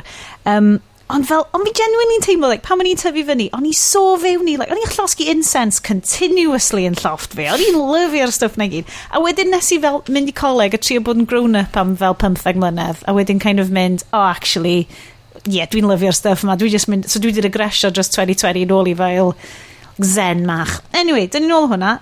So na Mach, lot o fungus yn hwn, lot o bobl mushrooms yn Mach hefyd. A peth really weird yw, so mae Daisy yn Princess Daisy, a dyna'r holl beth yw, oedd hi'n fel secret princess, a mae tad hi oedd y brenin, mae fe wedi cael ei devolfio should gyment nawr bod e'n fungus I o gwmpas y dre I gyd. Does dim rhai bod hwn wedi cael deletio fyd, achos does dim fel cofio nawr bod Lance Henriksen y fyd yw'r brenin, mae mewn un scene. Un scene o 30 eiliad. A cofio nawr, mae'r holl beth oedd hi'n cwrdd â tas hi, achos mae byth wedi cwrdd â tas hi, a cofio, pan mae fe'n troi nôl mewn I human... Neb. Does dim fel reconciliation scene neu unrhyw beth fel na. Mae jyst yn dod lawr a mae'n jyst yn mynd, those plumbers are great. That's it. None of it. Yeah. Dwi'n lyfio'r syniad. Mae bach yn Star Trek Discovery, #Checkiwch allan t-shirt Bryn, mae'n gwisgo Disco Very t-shirt fo. Ydy o'n deud Very ar y cefn? Mae'n deud Disco ar y ffrant, dy o ddim yn deud Very ar y cefn. Just Disco ar y tu blaen, Dwi'n lyfio'r syniad bod y mycelial network ma'n rhedeg trwy... Dwi'n actually genuinely lyfio hwnna. Mae'n really clyfar. Ond mae'n syniad bach rhy advanced i'r ffilm yma. Mae'n syniad amazing. Mae neb really ddim yn neud yn byd amdano fe. Achos yn dweud, mae'r boi ma jyst yn rhedeg trwy'r dre i gyd. Ond actually, mae ddim yn neud yn byd. Ti'n methu gweld hwn, ond dwi yn lyfio unwaith eto, pa mor charming ydy John Leguizamo a Bob Hoskins yn y ffilm yma. Mae John Leguizamo yn genuine actor's talent. Mae o'n performio i'r fungus yma fel, hi, ti di dad, like... cariad fi, dwi'n cwrdd o ti am y tro cynta, much respect, proper Italian, tymo, respect the father, lovely, you have a lovely daughter, I'm really privileged I fel bod allan efo hi. A wedyn un o main lines fi, underlined tair gwaith ydy'r geiriau, trust the fungus. Mario, trust the fungus. Just fel, Bob Hoskins wedyn just yn dweud, trust the fungus, mae fatha, really? Hwna di'r lein? Really? Trust the fungus. Trust the fungus? Well, a trivia arall, apparently, oedd y dau nhw just yn hammered. Trwy'r fe I gyd. Like, genuinely, apparently, oedd nhw just yn hammered trwy'r whole film. Mewn problematic way o fel in a coping way? Fi'n meddwl yn y coping way, achos y stori yw fi'n meddwl, oedd y directors yn gŵr a graig, oedd basically ddim yn siarad efo gilydd. So nhw'n trio wneud y director I gyd, heb siarad ac yn ffrio trwy'r amser, a oedd lots o stuff yn newid, a oedd lots o stuff yn newid ar y hap, a oedd un ddim yn siarad i'r llall, a stuff fel na, so nath achos dwi'n meddwl nath nhw cwbl o fel fideos cerddoriaeth eitha mawr a pobl yn lyfio. So dwi'n dweud, well, music video, oedd yn huge in the 90s of it, oedd yn dweud, well, they can direct a music video, they can direct a huge movie. Cant. Apparently, dyna be nath digwydd. Dwi'n meddwl nhw oedd y pobl wneud yr stuff Max Headroom, dwi'n meddwl, be ni di ddechrau. Diddorol. Mae gen I 2 pwynt arall I wneud. Un ydy Yoshi. So mae'r Yoshi puppet yn good puppeteering. Fi'n meddwl bod yn dda. Mae puppeteering, like, diolch yn CG, nach di? Ond hefyd, cofio, nath Bryn dweud, nath Jurassic Park. Jurassic Park efo'r CG sy'n dal fyny. Chos ti'n edrych ar Jurassic Park a mae o, sa ti'n teiri bod o'n di cael ei ddoi fath o beth. Mae'r puppetry a'r CG, mae o'n di cael iwsio yn gall ac yn sparingly trwyddo fo, a mae'r dinosaurs I ryw radda pan ti'n gweld nhw, puppets ydyn nhw, a maen nhw actually reit tangible. It's a puppet. Ti'n gweld fatha Sam Neill yn gorwad ar beli'r Triceratops na, a mae o fatha, oh my god, mae'r dinosaur yn go iawn fath o Bryn ma'n eitha far-fetched. Mae'n eitha, dwi'n meddwl give it a go. Ond wedyn ti'n cymharu fo I hwn, a ti'n gweld y CG pan mae Mario mynd o'r byd Prime Universe I... Nathach chi weld pan oedd y bobom yn cerdded, y fishing wire. Nathach chi weld y fishing wire yn tynnu'r bobom. Nes i nod. Mae'n mi ffidio hwnna sydd. Gwylio fo ma'r agos yn. O'n i'n watched hwnna. Ti'n meddwl bod bobom yn neud like I little walk o. Mae'n just yn... Honestly. Ond ti'n edrych, di mae o'n, os oes Jurassic Park heb di digwydd, dwi'n meddwl, sa'n ymhenni, dwi'n meddwl eich sy'n teimlo well teg ato fo, ond eto, efo Yoshi yn efo, ti'n meddwl, y puppet eitha da, ac ti'n gorau gofyn eto, efo bob sy'n oedd o'n efo, I bwy oedd y ffilm ma, am fod oedd gen ti Cooper yn cicio fo, ac wedyn gath o'i stabio Ac sy'n fydda, os ti'n blentyn ac wedi dod yn fresh off Super Mario World, lle ti'n reidio rownd ar Yoshi a mae o efo'i dafod yn sticio allan, a wedyn ti'n gweld y cymeriad ma yn cael cyllach i fewn i ochr o, a ti'n meddwl, oh my god, mae hwnna'n... Mae o'n horrendous. Fel... Ti'n gwybod beth mae'n teimlo, mae hwn wastad yn digwydd hefo gymaint o, mae'n digwydd efo fel, horror films yn neud transition, unrhyw films yn neud transition. Mae'r Japanese aesthetic a'r American aesthetic just more, opposed, fel, mae'r Mario aesthetic just yn anwyl, kawaii, mae'n lush, mae'n beautiful, a wedyn mae'r Americans fel, great, let's make it massive, a perig, a sexual innuendo, freaky deaky. O'n i just, well. Hefyd... Ond y peth yw, generally, dwi'n meddwl bod fi'n deall y byd Super Mario, right? Dwi'n meddwl bod fi'n deall beth sy'n mynd ymlaen yn fe, a dwi'n meddwl bod fi'n deall be mae pobl yn licio amdano fe. Os oedd rhywun yn dweud wrth fi, right, carte blanche, ti'n gallu gwneud beth bynnag ti'n moyn, ond mae rhaid ti'n gwneud ffilm di setio ar Super Mario Brothers, dwi'n gallu gweld dwi'n gallu gweld how we arrived here. Dwi'n gallu gweld y siwrne. Dwi'n gallu gweld sut gatho nhw. Ar ôl disgyn gysgu ar y soffa fo Mad Max yn chwarae ar y teledu tra oeddech chdi'n cysgu. Dwi'n gallu gweld sut nath nhw'n neud na. Achos nath nhw'n neud, right, sut ydyn nhw possibly yn gallu rhoi y stwff ma sy'n digwydd yn y gemau mewn i ffilm. A, obviously, dyna sut maen nhw'n neud e. Ond... Dyn ni heb... So, o'n i wedi dweud bod gennau 2 pwynt, oedd Yoshi un o'n nhw. Sorry, 3 point. Cyntaf Yoshi, lovely, sweet, stabby dinosaur. Yn ail, y Goombas. Da ni'n mynd i siarad am y Goombas. Dwi'n really eisiau treulio gorfod hwnna, the best scene o'r ffilm i fi, lle oedd nhw just yn dawnsio yn y lift. Oh, yeah. A thing in a lift yn hilarious. Mae hwnna'n genuinely inspired, fi'n meddwl. Ti'n mynd i gael hynna mewn ffilm arall? Ond mae Goombas yn tiny. Mae nhw'n tiny vicious vampire mushrooms. Mae mor funny. Mae background fi ar hyn y bryd ydy, mae bobl wedi ffindio un o'r Goomba puppets ar ôl fel 30 mlynedd, a mae latex i gyd i tofio. Na.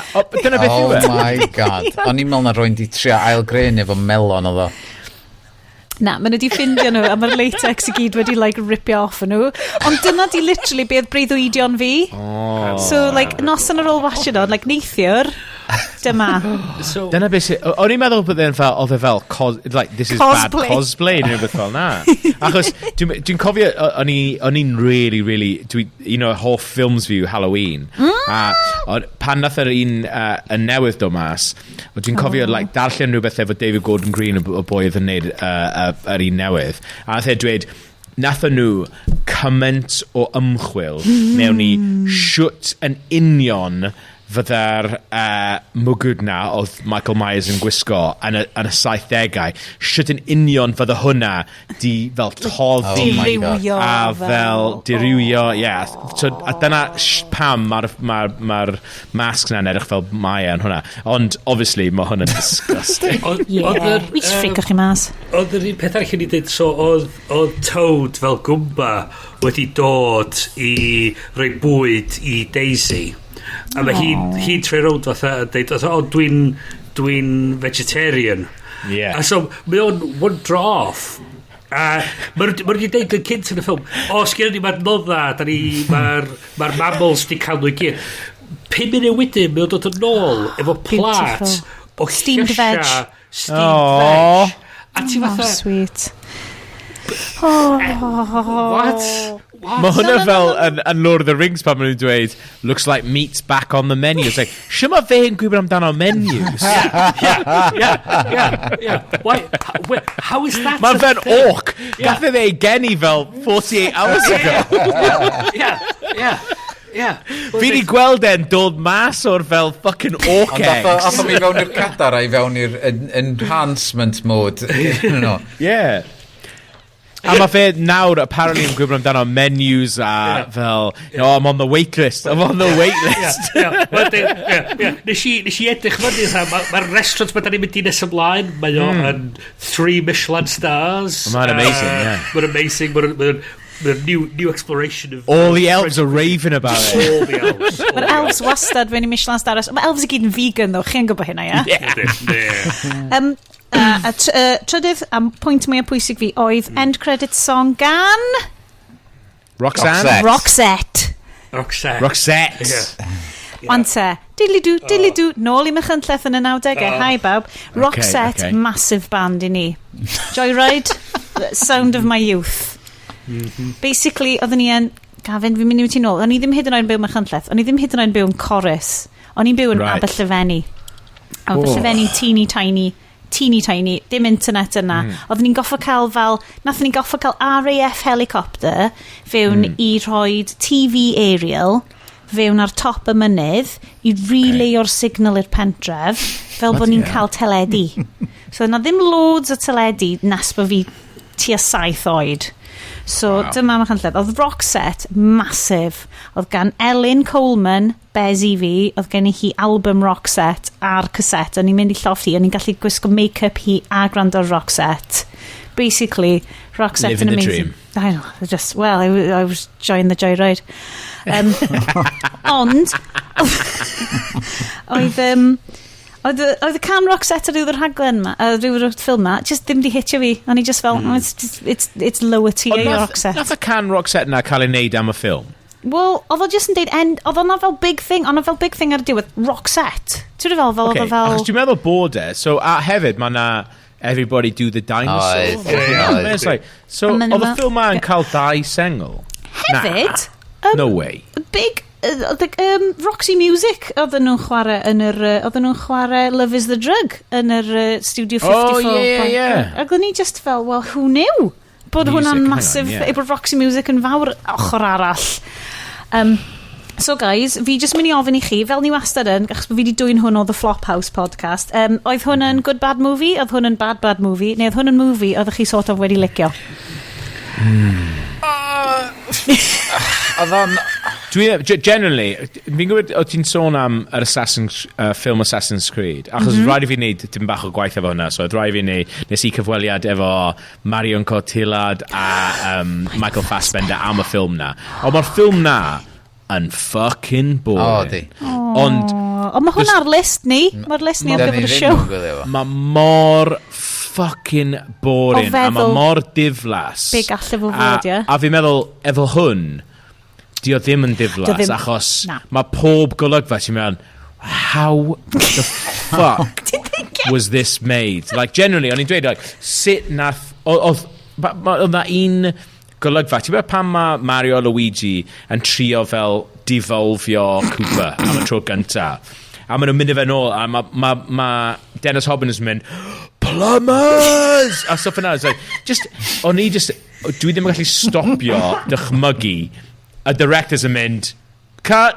All right, Dennis, yeah, that was good, mate. Yeah, we're going to go for another one. We're going to go for another one, actually. Honestly, dwi mor obsessed efo stuff fel na. A just meddwl fel, pa mor awkward oedd e ar y set a oedd y ffreoedd yn digwydd a stuff fel na. Dwi just yn obsessed efo fe. Ond efo Assassin's Creed, mae hwnna just yn boring. A dwi'n meddwl, oedd e'n boring i wneud, oedd e'n boring i weithio. Ond efo hwn, oedd dim diwrnod ar Super Mario Brothers oedd unrhyw un yn bod. Yn enwedig achos oedd fucking John Leguizamo a Bob Hoskins yn hammered. Ond oedd dim diwrnod diflas yn nhw. Oedd rhywbeth bonkers yn digwydd bron i pob diwrnod, ti'n meddwl. Mae'n teimlo i ryw radd o fatha Street Fighter yn y sort of sense. Cocaine-fueled fun times. Ie, bod mae'n gymaint o shit wedi digwydd yn ystod o. Ti'n teimlo fatha... Mae oral histories yr ffilms ma jyst yn mynd i fod yn just epic yn un o'i hun. O, dwi wastad yn meddwl amdano fe, dwi wastad yn meddwl amdano fe pan dwi mewn situations gwaith yn enwedig, neu situations anyway, pan ma rhywbeth just really fucking odd yn digwydd. Dwi wastad just yn meddwl, dwi'n gallu aros i dweud y stori ma i rhywun yn y pub. Like, a fi'n meddwl, like, falle ma ddim yr un peth pan ti'n Bob Hoskins a. Yn enwedig, well, Bob Hoskins yn eitha hen, so ma di bob mewn ffilmiau, a mae pawb yn gwybod bod Bob Hoskins yn amazing. Well, John Leguizamo yn 29 ar y ffilm ma, so falle oedd e... Oedd e just y cychwyn i yrfa. Mae'n edrych gymaint yn iaidd o'n dydio. Mae'n edrych fel rhyw tîm Ond hefyd, bach. ar 1993 oedd Carlito's Way hefyd, a oedd e'n chwarae Benny Blanco yn... Oh my god, mae amor. Yn Carlito's Way, a mae'n amazing fel Benny Blanco, a mae'n gwaith fel dau golygfa, fi'n meddwl. Dwi'n massive Baz Luhrmann head, right? Siarad am Aberystwyth, nas i dissertation trydydd blwyddyn fi ar Baz Luhrmann films. So mae gen i humongous soft spot am John Leguizamo, lle bynnag mae o'n troi fyny. Mae just yn amazing fel collaborator yn y ffilms na. So fi'n mynd i ddeud, oedd hwn yn movie nes i kind of licio, bod oedd rhoi nightmares i fi. Genuinely, ond a 2 ffilm yn hwn, ond a charming, sweet as fuck film efo Bob Hoskins. Fucking, ti'n gotch, mae hyd yn oed right, Who Framed Roger Rabbit yn rhoi nightmares i fi. Mae pawb yn gwybod bod Who Framed Roger Rabbit yn rhoi nightmares i chi. Chi'n ei gwasio fucking Christopher Brown hyn? Byd o fo, Christopher... Robin. Nag Doc Brown. Christopher Lloyd. Lloyd. Mae o yn... O Suburban Commando, Christopher Lloyd, famous for Suburban Commando. So mae gwachod y ffilm yna yn lyflu, a dwi'n lyfio'r aesthetic y stuff. Mae'r whole creepy ass fucking sexual, non-consensual, weird ass shit na actually neu fi dim yn really fel creepy a ond nes i actually kind of joio fo. Oedd nhw mor charming. Like, mae Mario, like, bob game Mario fi di watched ar Twitch stream mab fi, sef living room ni, just yn, maen nhw just yn really, like, morally right. Mae just yn teimlo fel, fucking hero, good guy. O'n i'n teimlo hwnna drwy'r ffilm yma. Iest, wyt ti di dod dros siom ti pan mae ti'n 14? Na, ddim really, oherwydd... Wedr'n dychmygu nhw'n neud ffilm, a weithio dylech di adael gêm yn gêm a wedyn trio creu dyna'r whole point. Rhywbeth arall, oherwydd pan mo chdi'n cyrraedd y scene ola'r ffilm a mae April O'Neil yn troi fyny i trio cael y Turtles i ddod ar siwrna arall efo hi. Ti'n fel, ydyn nhw'n mynd i... Oedden nhw wedi reid hwnna i fewn yna rhag gofyn fod hwn yn hit ac fod nhw eisiau gwneud ffilm arall. Super Mario Brothers 2, Super Mario Brothers Land. O'n i licio pa mae'n cyrraedd, mae hi'n just yn cerdded i fewn, mae hi'n just byrstio fewn a dweud, I need you to come with me. Why? I was like, you're never going to believe this. Yep. End of sentence. Roxette. You're never going to believe this. It's not you, it's your kids. Come with me now. Well, mae exactly fel Back to the Future. Ond peth dwi'n lyfio fan dan o fe, mae dal yn cnocio'r drws. Obviously, mae rhyw fath o urgency, a mae da hi fucking huge bazooka thing ma. A mae dal yn fel, it's open. Dim yn respondio beth i'r emergency na. Mae'n just yn dweud, you're never going to believe this. Cliffhanger, de. Achos maen nhw fel, that's for the next writers to work out. Mae Bob Hoskins yn mynd, I believe. A wedyn, okay. A wedyn, oeddech chi di gweld yr after credits? Nah. The post-credits Marvel scene. Ar Prime. On a post-credits scene. The fuck? Yeah. On a post-credits scene, dau boi... Henchmen, yeah. Yn siarad i'r henchman oedd wedi dianc i'r byd a nhw'n creu video game di selio ar bywyd yr henchman. Mae hwn yn amazing, fi'n gwylio fe nawr. So, mae nhw'n dod i fyny efo'r enw Super Cooper Cousins. Mae hwn fucking Johnny Five is Alive moment arall i fi, wan. Mae hwn yn genuinely good. It's made the movie. Dwi'n newid darllen rhywbeth, mae hwn yn dod o popeth yn full circle nawr. So, O'n i just yn edrych ar y soundtrack, right? So, Walk the Dinosaur appeared on the soundtrack of the 1994 film The Flintstones. Oh, well, obviously. A remade version performed by George Clinton had appeared a year previously on the Super Mario Brothers soundtrack 1993. And a brief segment of the song was used in the 2021 Netflix animated film The Mitchells versus the Machines. What? Yes, achos it's pterodactyl vision. Mae gen... Oh, fuck yeah. Okay, pterodactyl vision, unrhyw sydd wedi watch that. Gav, is no spoiler. Mae just Mae'n fine, fucking... yeah. Yes! Yes, it does make soundtrack element. Almost Unreal oedd y gan Roxette a do gafodd ei wneud ar gyfer y ffilm. Disgwyl i Sianed dod yn ôl, dwi'n meddwl. Just... Oedd hyn am hi. He's like, this is for you.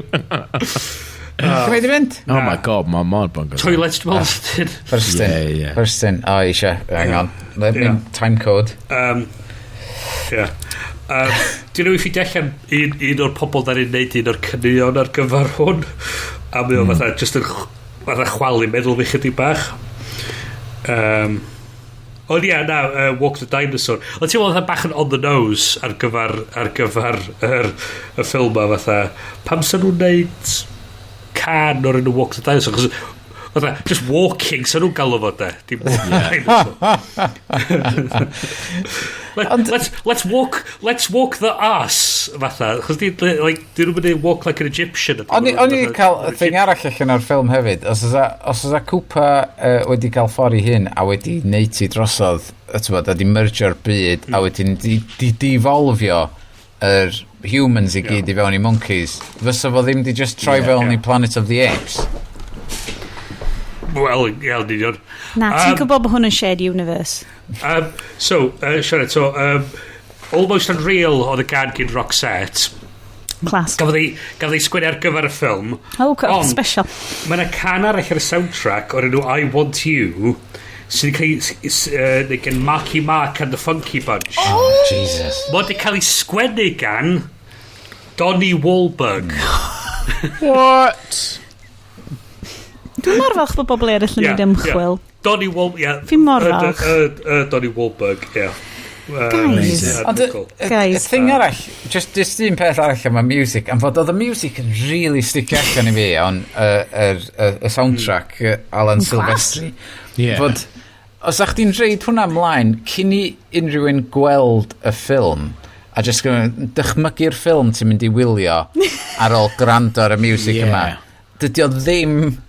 Mae'n mynd i fod epic. Be wyt ti yn dychmygu yn dy ben? Mae o fwy jolly, joyful, suburban, hael a eich rhyw factory efo stwff yn mynd rownd, machines bach yn gweithio. Wyt ti'n meddwl fel modern version o Charlie Chaplin's like modern life? Modern Times. Charlie Chaplin film na, Modern Times. So... Pan does dim lockdown yn mynd ymlaen, dwi'n neud pub quiz misol amdano ffilms, a dwi wedi bod yn neud ers bron 10 mlynedd nawr. Dwi wedi bod yn neud The Bigger Boat film quiz, a mae'r quiz yn incredible. Mae'r un round trwy'r amser. Os chi guys byth... Wel, Bryn, dwi bod ti yn Llundain, mae rhaid ti dod yn neud e. Os chi guys byth, mae rhaid ni gyd rhoi tîm mewn a neud e. Please. Ond be maen nhw'n neud? Maen nhw'n neud soundtracks round. A mae fel themed soundtracks round, right? Okay. A dwi'n eitha dda. Dwi'n gwrando ar eitha lot o soundtracks. Dwi'n scores a stuff. Dwi'n meddwl fi'n eitha dda ar soundtracks. Ond pan maen nhw yn dweud, what is this soundtrack from? Os oedd rhywun yn genuinely chwarae unrhyw un o'r tracks ma allan o context, bych chi byth yn gesio bod e'n Super Mario Brothers, achos mae pawb yn meddwl, Super Mario Brothers, it was trash, it was crap, it was rubbish, ond mae'r score yn fucking incredible. Alan Silvestri. Mae'r un peth efo Have I Got News For You, ynddi, pam ti'n gweld y clips o newyddion, a ti'n meddwl, be ffoc di'r newyddion yma? Am fod dos am context i'r voiceover, a mae'r un peth efo'r music. Ti'n mynd gweld y footage, a dydy'r footage just genuinely ddim yn mynd efo'r music y ffilm ma. Na. Dwi'n lyfio... Hai fi ddeud, mi nes i lyfio, ond nes i fwy nag o'n i'n disgwyl, achos fel o'n i'n deud, o'n i ddim wedi gweld hwnna o blaen, oedd o ddim wedi cyrraedd mach. Nag Aberystwyth, nag Caerdydd. Tan ni wedi gwasio'r 2 ddiwrnod yn ôl. Ac o'n i'n pleasantly surprised hefo faint o artistic, achos ti wastad legendary, y rheswm ni'n neud o'r siw ma di, achos mae'n legendarily terrible piece of art, ond ti fel, mae'n bobl wedi gweithio mor galed hwn, mae'n art department. Mae'n creadigrwydd fel, fi wastad yn meddwl amdan fel, humans suck ydi fel un o fel themau y podcast yma, ni'n shit generally, humans, fucked it. Wait, do you know Pam dwi'n meddwl? Sorry, Case in point, humans This suck. motherfucker! Ond fel, mae artistic expression, just fel, mae'r whole variety o stuff mae humans yn gallu creu. Yn anhygoel weithiau. A mae hwn just an example o hynna. So, dwi'n teimlo bod hwn yn mwy sincere fel ffilm, fel effort. Sincere yn dydio? Mwy sincere o effort na fysa rhywbeth fatha Jupiter Ascending. Wel, dyn ni wedi siarad am Jupiter Ascending. Ie, na cyd yna dwi'n deud. Os o'ch ti'n rhoi dewis i fi rhwng gwachad o ddau, fyswn ni'n mynd, gen i watch Super Mario Brothers eto. Fi just, cyn i ni fynd maen i'r after party, lle ni'n siarad am stuff ni actually licio, Gav, wyt ti wedi gwachod Valerian in the City of a Thousand Planets? Valerian? Beth yw hwnna?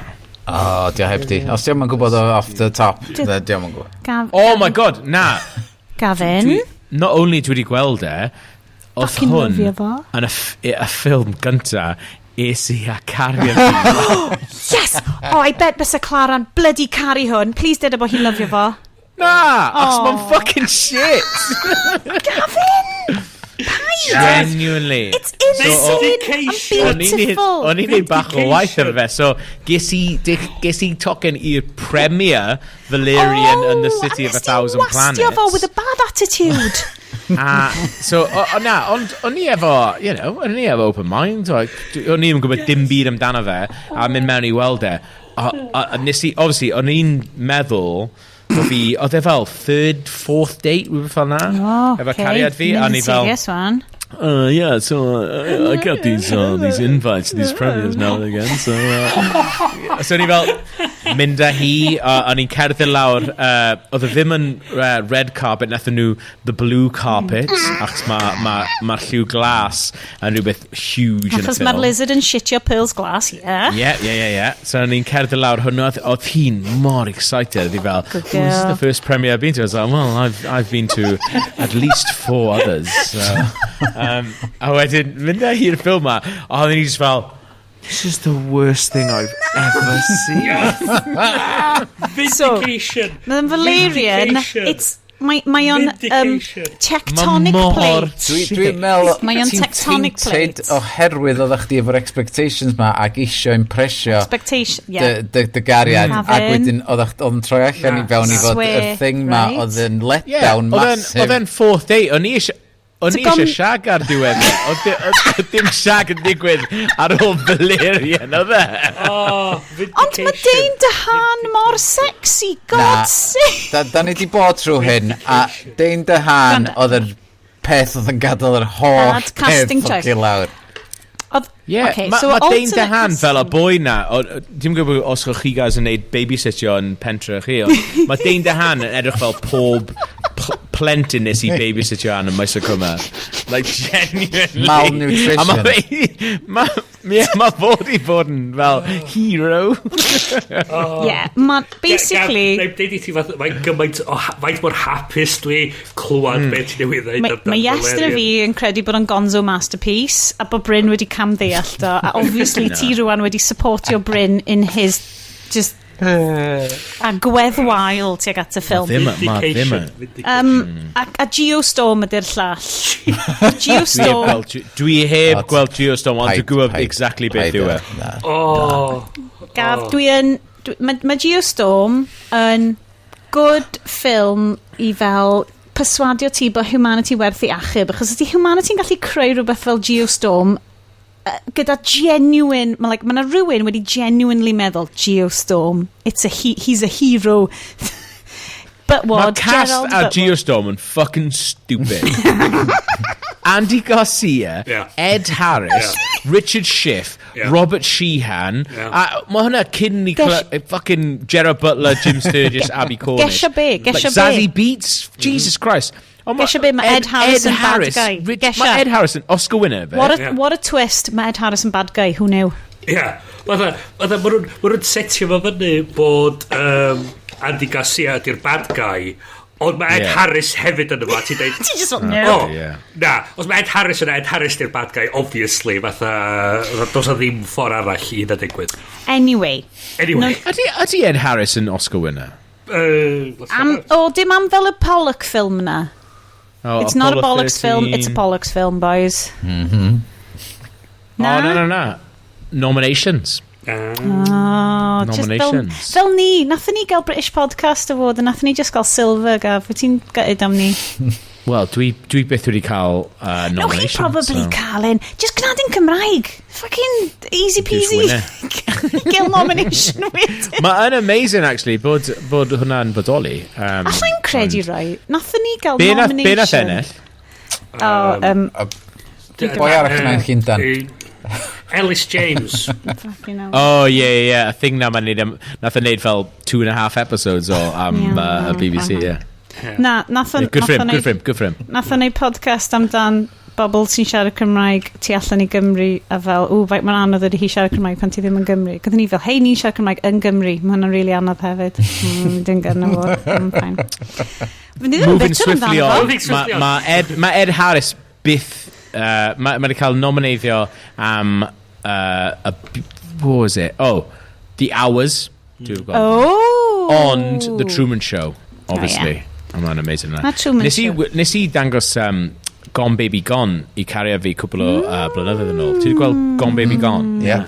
Mae Gone Baby Gone yn fucking exceptional. A mae Ed Harris yn incredible on hwnna. Mae o'n un o'r actors na. Ti'n meddwl mae yna rhai actors fel, like Dennis Hopper ydy'n arall, fel, efo just creepy presence. A maen nhw just fel... Yeah. Ti'n meddwl pan maen nhw'n actio, ti fel, na, ti probably fel na anyway. Ti ddim yn credu bod nhw'n actio, ti kind of credu fel, fel vibe.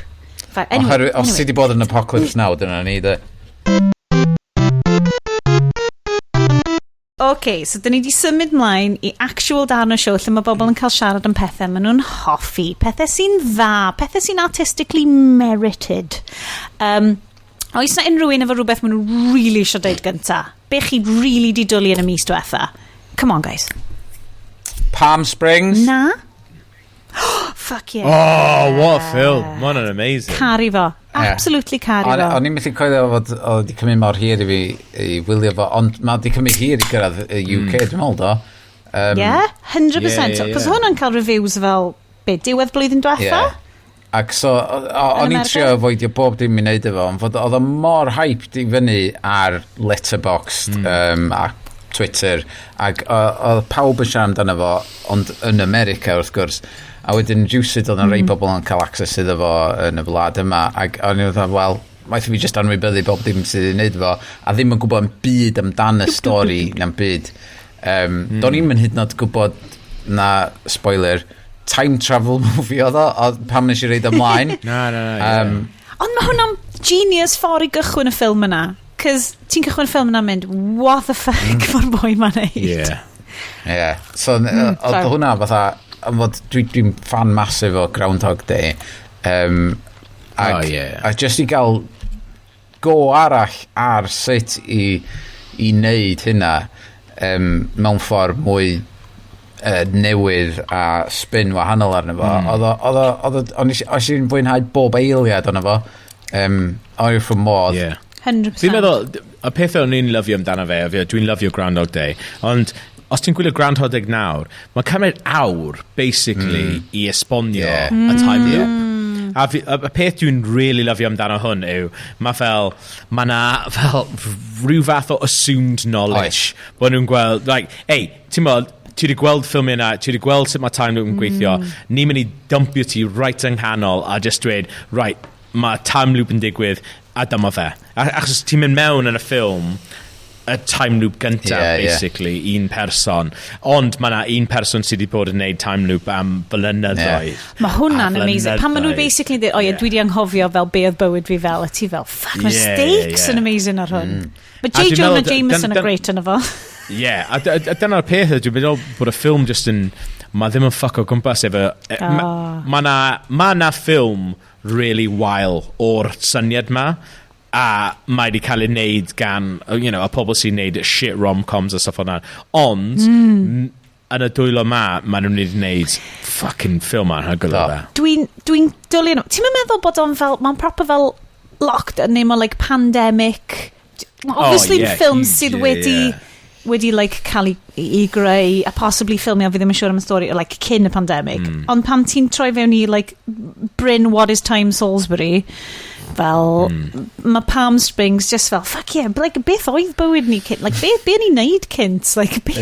na, 100%. Mae'n really dda. Dwi'n meddwl bod e'n perffaith. Mae'n a cwbl o fel strands yn y fe, o'n i fel... Why? O'n i ddim eisiau gweld hwnna. O'n i ddim yn gweld pam o'n nhw'n gwario cymaint o amser arno fe. Ond, fi'n meddwl bod e just yn brilliant. Fi'n meddwl bod e'n... Dwi'n iawn i ddweud. Twyd Lonely Island. Ydyn nhw fel like, tîm like, creadigol, neu ydyn nhw'n band, neu be dwi'n mixio? I ryw radd, dwi'n meddwl. Achos Popstar, Never Stop, Never Stopping. Neu Don't Stop, Never Stopping. Un o'r ffilmiau comedy gorau low-key masterpiece. Last 10 years fi'n meddwl. Mae fucking incredible. Jeez. So o'n i just fel, unwaith o'n i'n gwybod yn nhw o'n i fel, yes, 100%, like, dwi'n dedicatio, like, weekend fi i, like, enjoyo'r ffilm ma, cos, like, good call, Iest. Ond mae'r caneuon y Lonely Island, fi'n meddwl, nath y Lonely Island basically cymryd dros YouTube, a fi'n meddwl, oedd hyn yn... Pam oedd YouTube yn dechrau, fel, I'm on a boat, a stuff fel na, dick in a box. Dyna'r stuff oedd YouTube yn huge amdano. Dyna'r unig reswm o'n i'n mynd ar YouTube i weld heina. Yeah, exactly, yeah. Right. Na Lonely Island, nath lot o Lego Movie 2, neu like a soundtrack. Nath nhw'n un can amdano fe, yeah. Ond fel, o'n nhw ar Saturday Night Live, a nhw'n neud just a bonkers scenes ma, a bonkers sketches ma, nath just mynd... Nath hwnna creu beth yw Saturday Night Live nawr, a nath hwnna creu beth yw YouTube nawr. Oedd beth yw'r nhw fo y prif boi SNL Andy Samberg. Lorne Michael. So apparently doedd o'm yn rhy siŵr am y digital shorts ma, and apparently oedd pobl oedd Samberg yn mynd off ac yn neud y shorts, a heina nath endio fyny ar YouTube, a wedyn oedd Lorne Michael's mynd oedd mae'n cael ei nesens. Yeah. Mae na stori amazing. Dwi'n mynd fan massive o Saturday Night Live, ond dwi'n fan massive o Lonely Island. A dwi'n fan massive o Bill Hader. Dwi'n meddwl Bill Hader yn un o fel actual comedy living genius. Mae'n bach yn scary talented fel. Yeah, exactly, yeah. O'n i'n gwrando ar podcast efo, mae'r podcast Conan O'Brien, Conan Needs a Friend. Yn un o'r unig podcast nawr dwi'n gwrando ar sydd fel interview podcast. Oedd e'n neud cyfweliad efo Bill Hader. A oedd Bill Hader wedi cael ei bwcio ar Conan O'Brien. A oedd e'n huge deal, achos oedd Bill Hader mynd i bod yn big thing ma. Oedd nhw'n meddwl, Bill Hader's going to be the next Eddie Murphy, rhywbeth fel na. A gath ei bwcio ar Conan O'Brien i mynd mewn a wneud cyfweliad. A wedyn yr wythnos cyn i Bill Hader mynd ymlaen, nath Lazy Sunday, so oedd fel a first digital short Lonely Island mynd mas. A nath hwnna just fucking... Bob man. A oedd fel stratospheric oedd y fideo ma. A wedyn 5 days ar ôl oedd Bill Hader arno fe yn siarad amdano, so what's it like being a Saturday Night Live cast member? It's like, yeah, it's great. Do you know those Lonely Island guys? Yeah, I know them a bit. Yeah, I know them a bit. Oedd fel... A wedyn oedd hwnna just newid popeth. Mae'n really funny clywed Bill Hader yn siarad am... Oedd dipyn bach efo Lonely Island, ond dipyn bach tu fas i fe hefyd. And fel siarad amdano gweithio ar Lonely Island, a gweithio ar Saturday Night Live ar yr un pryd oedd Lonely Island yn gweithio na. Mae'n really interesting. Dwi'n absolutely obsessed efo stuff Saturday Night Live, achos mae'r mechanics a mae'r politics Saturday Night Live mor diddorol, dwi'n meddwl. A dyna pam dwi'n hoffi Conan O'Brien, a dyna pam dwi'n hoffi y podcast Conan O'Brien. Ie, cos beth ti'n meddwl o Saturday Night? Cos fi'n gwrando ar couple o bod... Fucking shit! Ie, mae'n loads o bobl fel, di mynd, basically, last week Saturday Night Live was funny for the first time in like 6 months. Ac o'n i just fel, fuck, how the might you've fallen. Ond, cofio, Saturday Night Live, dychmyga roi Saturday Night Live ymlaen a ti'n cael fucking Chris Farley, Adam Sandler... ma nhw'n fucking geniuses. Dychmyga fel Eddie Murphy. Dychmyga Eddie Murphy. Weekly Eddie Murphy raw. Fi dweud, right? Fi'n gwybod, mae hyn yn mynd i swnio fel like wanky thing, right? Ond dwi ar hyn o bryd fel rhan o job fi wedi gweithio ar fel Saturday morning TV Cymraeg, fel Saturday morning TV plant bach Cymraeg. A mae'r ffaith bod like, y bobl sy'n sgriptio'r show ma a'r bobl sy'n cyflwyno'r show ma just yn churnio allan like ridiculous glynedd-based jokes bob wythnos. Fi wastad efo massive parch yna, cos dwi just neud like graphics operation iddyn nhw a fi just neud like yr interactive stuff, so fi ddim yn neud stuff creadigol. So ma just gweld hwnna straight up o fel bobl, literally dim buffer, it's like mae Saturday Night Live, like gen ti faint bynnag o buffer, like couple hours o buffer.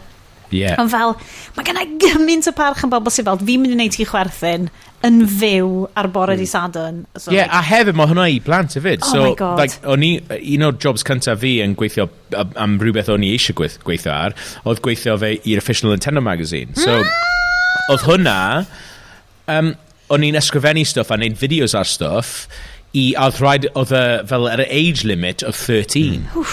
So, oedd fel... will this... o'n i'n ysgrifennu jokes, o'n i'n just fel bang on mass jokes, and well, you can't say that. So o'n i'n fel, okay.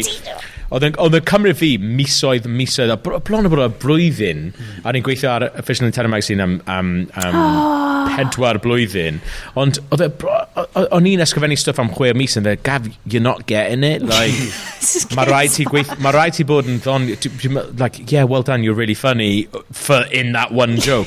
Can't use it, mate, so you might as well not be funny. A dde fel... Mae mor anodd i bod yn funny o fewn parameters really cyfyng. Os ti'n gallu neud yna, mae'n amazing. A dwi'n meddwl, dyna pan mae stuff fel... Ti'n meddwl pan ti'n gwylio fel Arrested Development Series 1 to 3? Fi'n meddwl bod hwnna'n perffaith. Pan mae Arrested Development yn mynd i Netflix, a maen nhw fel, right, the fucking bowling alley things are off. Ti'n gallu neud beth bynnag ti moyn. Mae ddim yn funny. Mae rhywbeth i dweud am bod yn funny o fewn fel parameters. Na, a ti'n gweld o, mae'n cochi ffordd i ryw radda, ti'n sort of deud, be oedd yr... Dim y budget oedd y problem, yr ffaith. Na. Guys, fi'n mynd i ddod â rhyw fath o fel thing englins mewn, right? Dewch efo fi, okay? Alright. Mae'r heswm mae englins, neu englynau, yn gallu bod yn dda, ydy achos bod y rheolau mor dyn yn nhw. Absolutely, Ti just fel, ti'n goffo squeezio pob, like, meaning, so pan ti'n cael, like, Gerall Leidwan yn neud, like, smasho englyn allan yn efo, ti fel, mae hwnna'n transcendent, ond achos y rheolau dio, mae just... Anyway, mae'n really hwyr yn os, a fi di cael fel 1, 2, 3, 4, 5 tynnu. Nes i tri, achos mae cariad fi, bleser, mae hi di bod yn dechrau dysgu Cymraeg dros lockdown. So mae ti ni efo post-it notes ar popeth, a mae Cymraeg fi'n fucking warthus. Ti di clywed fucking bod ar bod 3 awr o hwnna. Hysht nawr. Da ni ddim yn cadw siarad am negative self-talk fan hyn. Ond, so mae ti ni, mae flat ni, just efo posters dros popeth yn dweud cwbwrdd, ffenest, ci, a stuff like that, right? Ond, o'n i'n obviously hammered yn gwylio'r Six Nations efo ffrindiau adre, a wedyn mae pawb yn gwylio stuff ar Zoom. Na, o'n i'n gwylio pob game Cymru efo ffrindiau adre, a wedyn pan mae Zoom yn gorffen, mae'n weird achos os ti'n hammered yn y pub, mae rhaid ti mynd o'r pub i adre, so mae hwnna well 2 hours. Ti'n mynd am kebab, mae rhaid ti cered yn neu cael taxi, cywio'r Valley Lines, mae'n ffain. Exactly.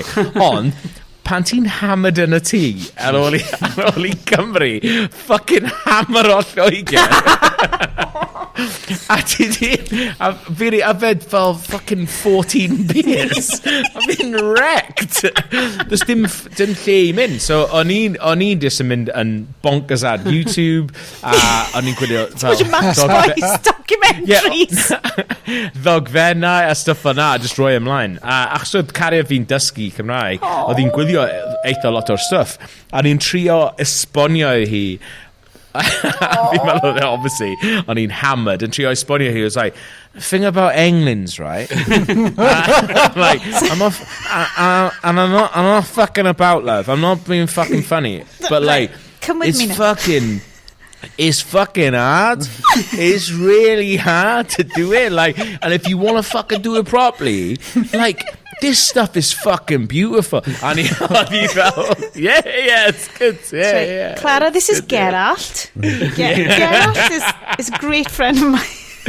Trio sbonio Englynnau I cariad fi ar ôl fucking 10 pints. O, no, swnio fatha t-shirt arall fi hefyd, The Thing About England. Yeah. Right. Yes, mae'r merch shop. Okay, hi pawb. Hashtag that's it. Cerwch chi shopify.hacklediad.com .cymru, sorry. England, right. For real nerdy shirts. Yeah. Dylen ni gael merch. Just I ni brynu. Na I brynu The Thing About England. England is.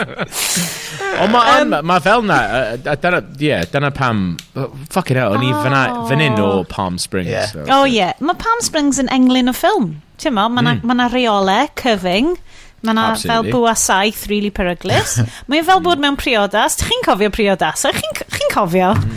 The before times. Bryn. Ti'n nôl at ni wan. Be o ti can't be Discovery anymore. Can't be Discovery. Snatch Discovery. Haid i gyfedd o dwi dal ar bach o Law and Order kick. Ti yn mynd ar like massive rewatch. So dwi wan wedi cychwyn gwestiwn Law and Order SVU. So dwi wedi mynd trwy bron I 20 blynedd o SVU. I can't play them hidden Be mae SVU yn sefyll am? Special Victims Unit, right. yes, come on. Right. Introduce me. Mae fel NCIS.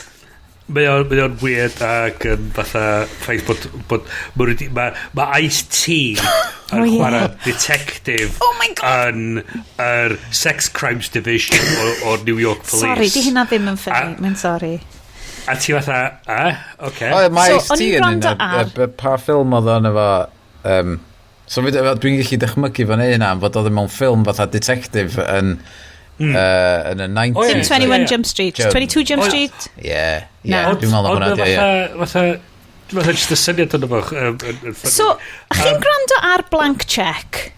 Dwi wedi cael chi fyny cic ar Blank Check. So Blank Check yn fel podcast efo like David Sims sydd yn fel rhyw fath o like film critic i'r Atlantic yn New York a Griffin Newman sydd yn kind of actor oedd yn Arthur yn The Tick efo Peter Serafinowicz.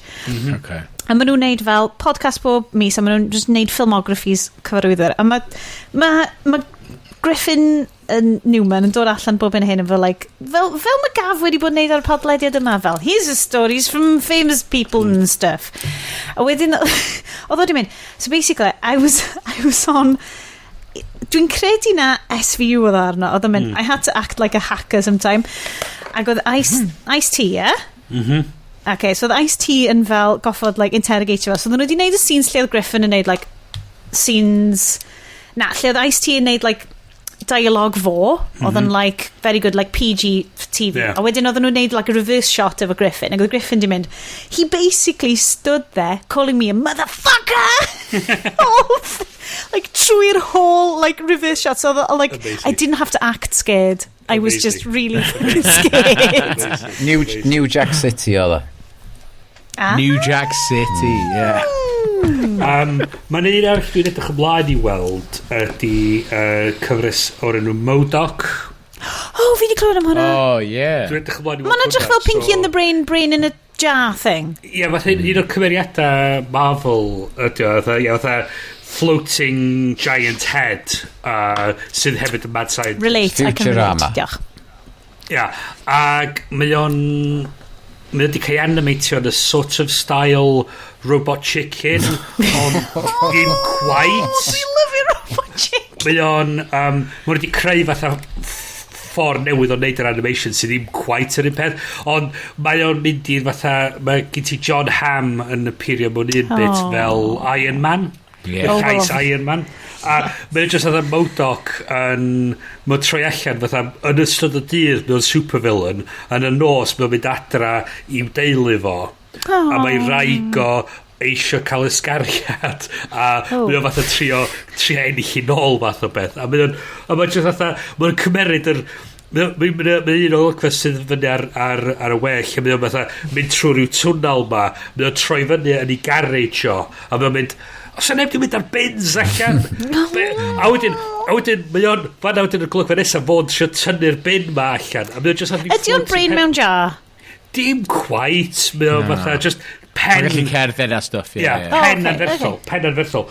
Ond mae'n cael lleisio gyn Patton Oswalt. Oh, God! A mae'r casting yna yn perffaith yn y sort of y tôn dwi'n meddwl bod nhw'n mynd am yn y sioe, a mae'n anhygol. Mae'n cracking. So, hwnna'n fod i lawnsio yn yr wsos hanner. Di hwnna'n Disney Plus? Amazing. Hulu. Oh, God. Dwi'n quite siwr sy'n... Gwasanaeth arall i fi piratio off brodyr fi. Great, diolch. Dwi'n lyfio y syniad ma o... dyna sut mae'r sioe Marvels yn mynd i mynd. A dwi hefyd yn ffio'r stuff fel maen nhw bron yn mynd lawr yr Angles Comics lle oedd na pan nath Star Wars dod yn dda eto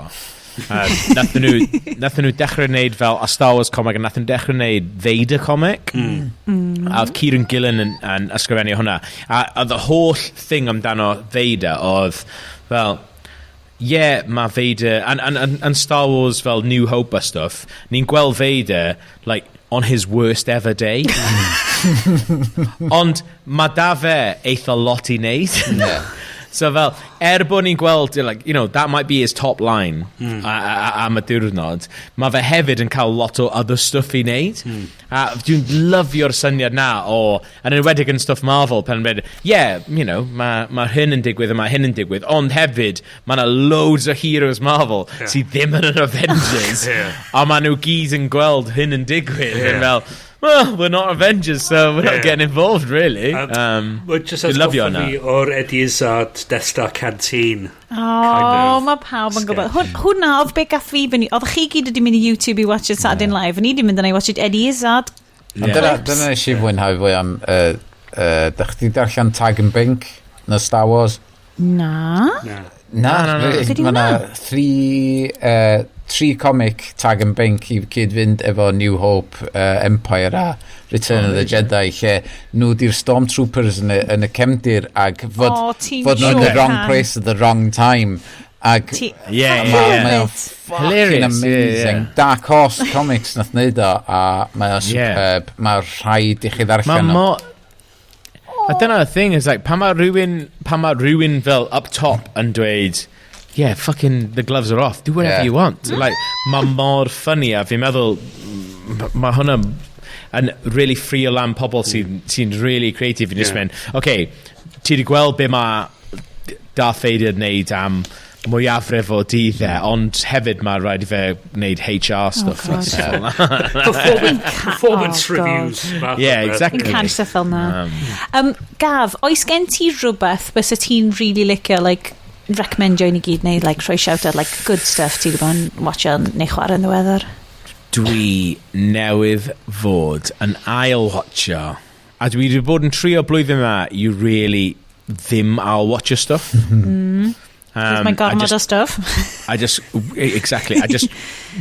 gwylio stuff newydd ond dwi wedi bod yn ail-watcho am y tro gyntaf nes I gwylio fe pan ddod mas ond nawr dwi wedi ail-gwylio fe Succession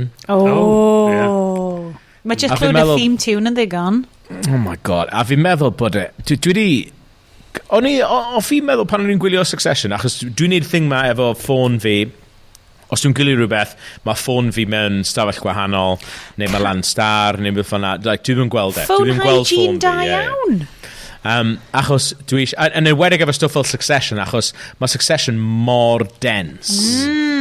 A fi'n meddwl, os o'n i just ar Twitter am 2 seconds, byddai'n just yn colli rhywbeth. A efo Succession, am rhyw reswm, dwi just ddim yn cofio lot o fe, o gwbl, achos dwi'n meddwl bod e'n actually really, really dense. So dwi wedi bod yn ail-watcho fe, a fi just, mae nes i dweud oedd cariad fi, as mae hi ddim yn hoffi e, a mae hi wedi gweld fi'n gwylio fe trwyddo fel wythnos.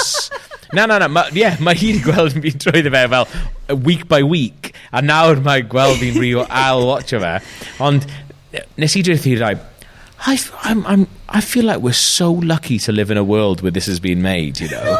O'n I hefyd yn hammered. But anyway, on to the Englands. The thing about Englands is... Back to the Englands. Back to the... You know your Englands and Succession. You don't know how fucking lucky you are, love. You don't know how fucking lucky you are. Fucking great. Like. This show is in England. This show is... The thing about Englands is... yeah. Well, dyna di title yr episode yma, obviously. Yeah. Dwi wedi bod yn ailwylio fe, a oedd na un golygfa pan... Chi gael wedi watch fe? Mae o ar y watchlist, ond dwi heb di gyrraedd eto. Go on it. Honestly, mae mor hawdd I wylio, a mae just yn brilliant, achos mae'n fucking hilarious, ond hefyd, mae mor compelling ar yr un Ydy o fel pryd. kind of... like Knives Out kind of vibe, or like rich people fucking it up. Na. Dibyn bach, ond ma definitely efo... It marches to the beat of its own drum. Dwi'n gallu meddwl am unrhyw beth arall fel e. Achos mae pobl yn dweud, mae dipyn bach fel The Thick of It. Mae pobl yn dweud, mae dipyn bach fel Mad Men neu Sopranos falle, ond honestly, achos mae lot o stuff yn mynd ymlaen efo dipyn bach fel Knives Out pan mae'n huge ensemble ond dwi'n caru yna bod Knives Out yn ensemble Daniel Craig yw'r he's your number one man mae obviously fe yw'r seriously mae casting announcements Knives Out 2 just yn Dwi heb gweld e. Dwi heb gweld unrhyw beth. Ti'n mynd i'n angen gwybod, cos ti'n gwybod bod ti'n mynd watch it o, ond mae'n mynd I fod yn epic. Oedd na stori heddi yn dweud the only 2 things happening in Hollywood are Succession Season 3 and Knives Out 2. Achos dwi'n meddwl bod pawb eisiau bod yn Knives Out neu eisiau bod yn Succession.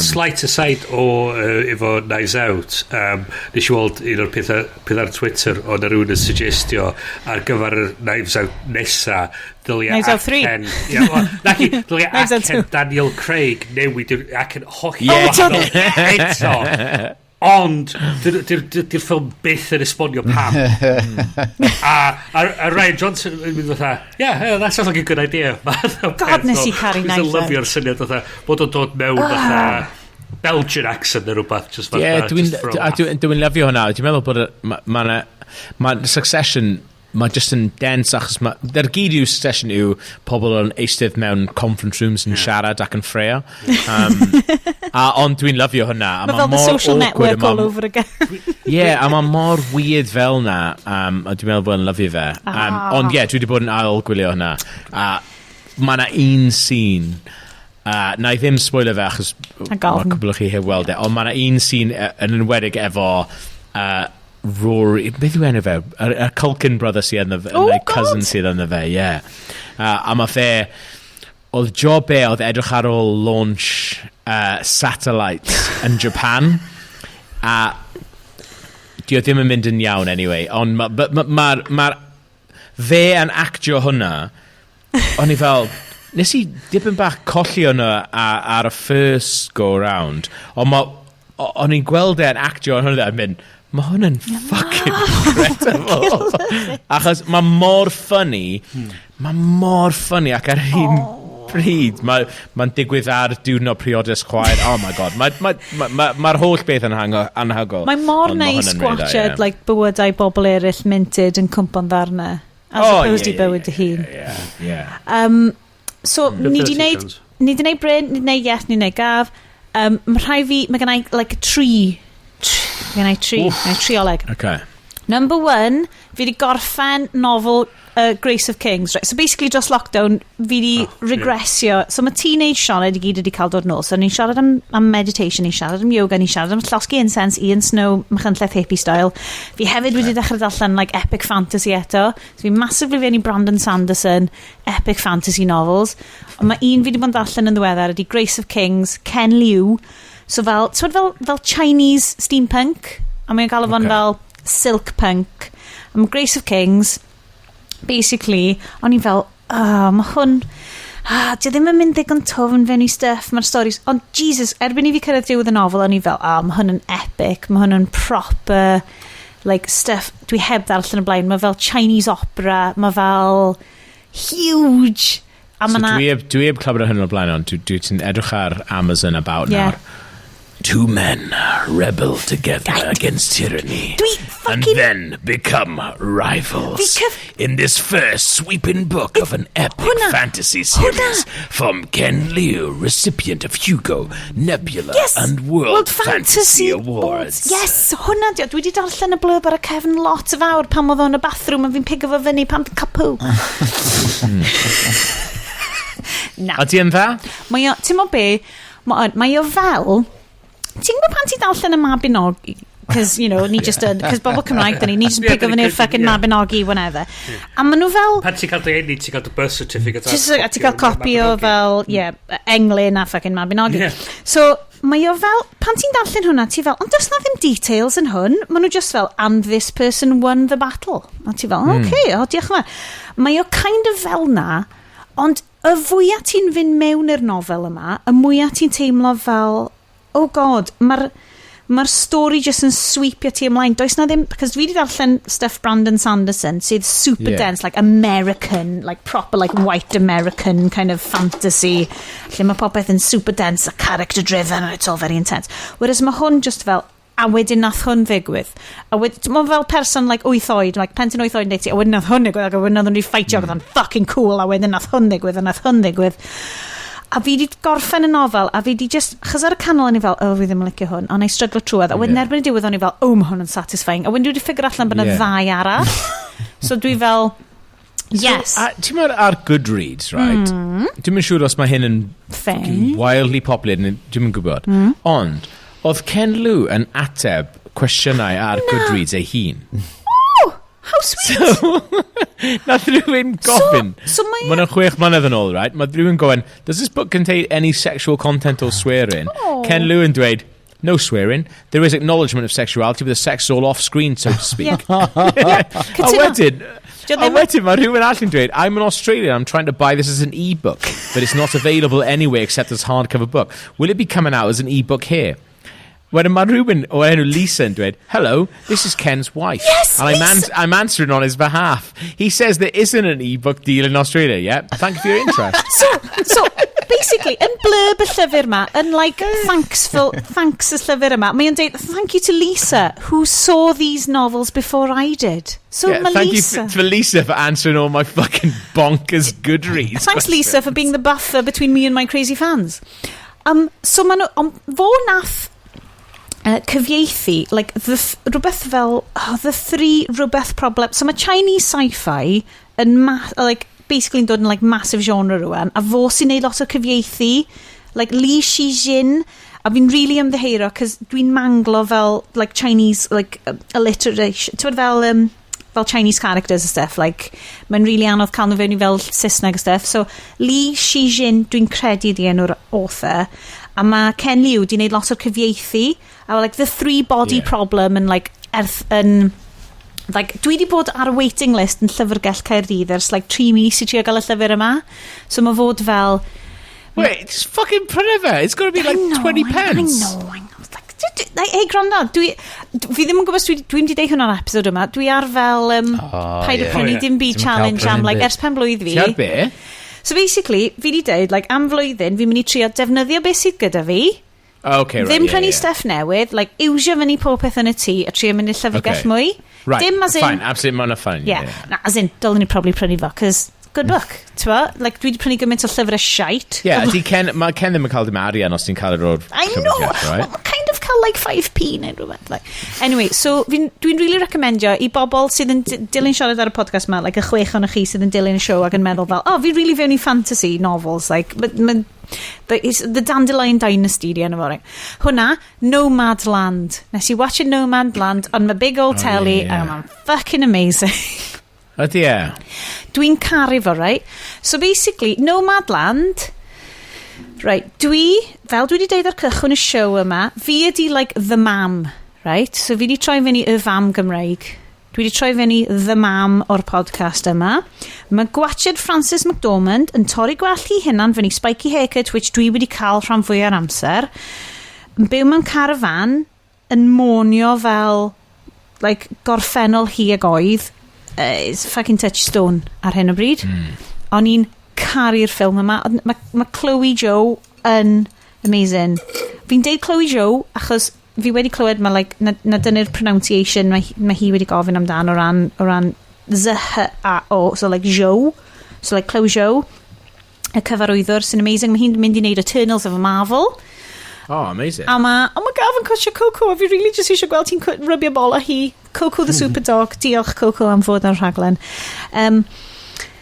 Mae Nomadland yn ffilm sydd basically hanner amser ti mewn teeny tiny van sef bywyd Francis McDormand yn y ffilm yma, a wedyn hanner amser ti ar epic massive vistas o Nevada neu o a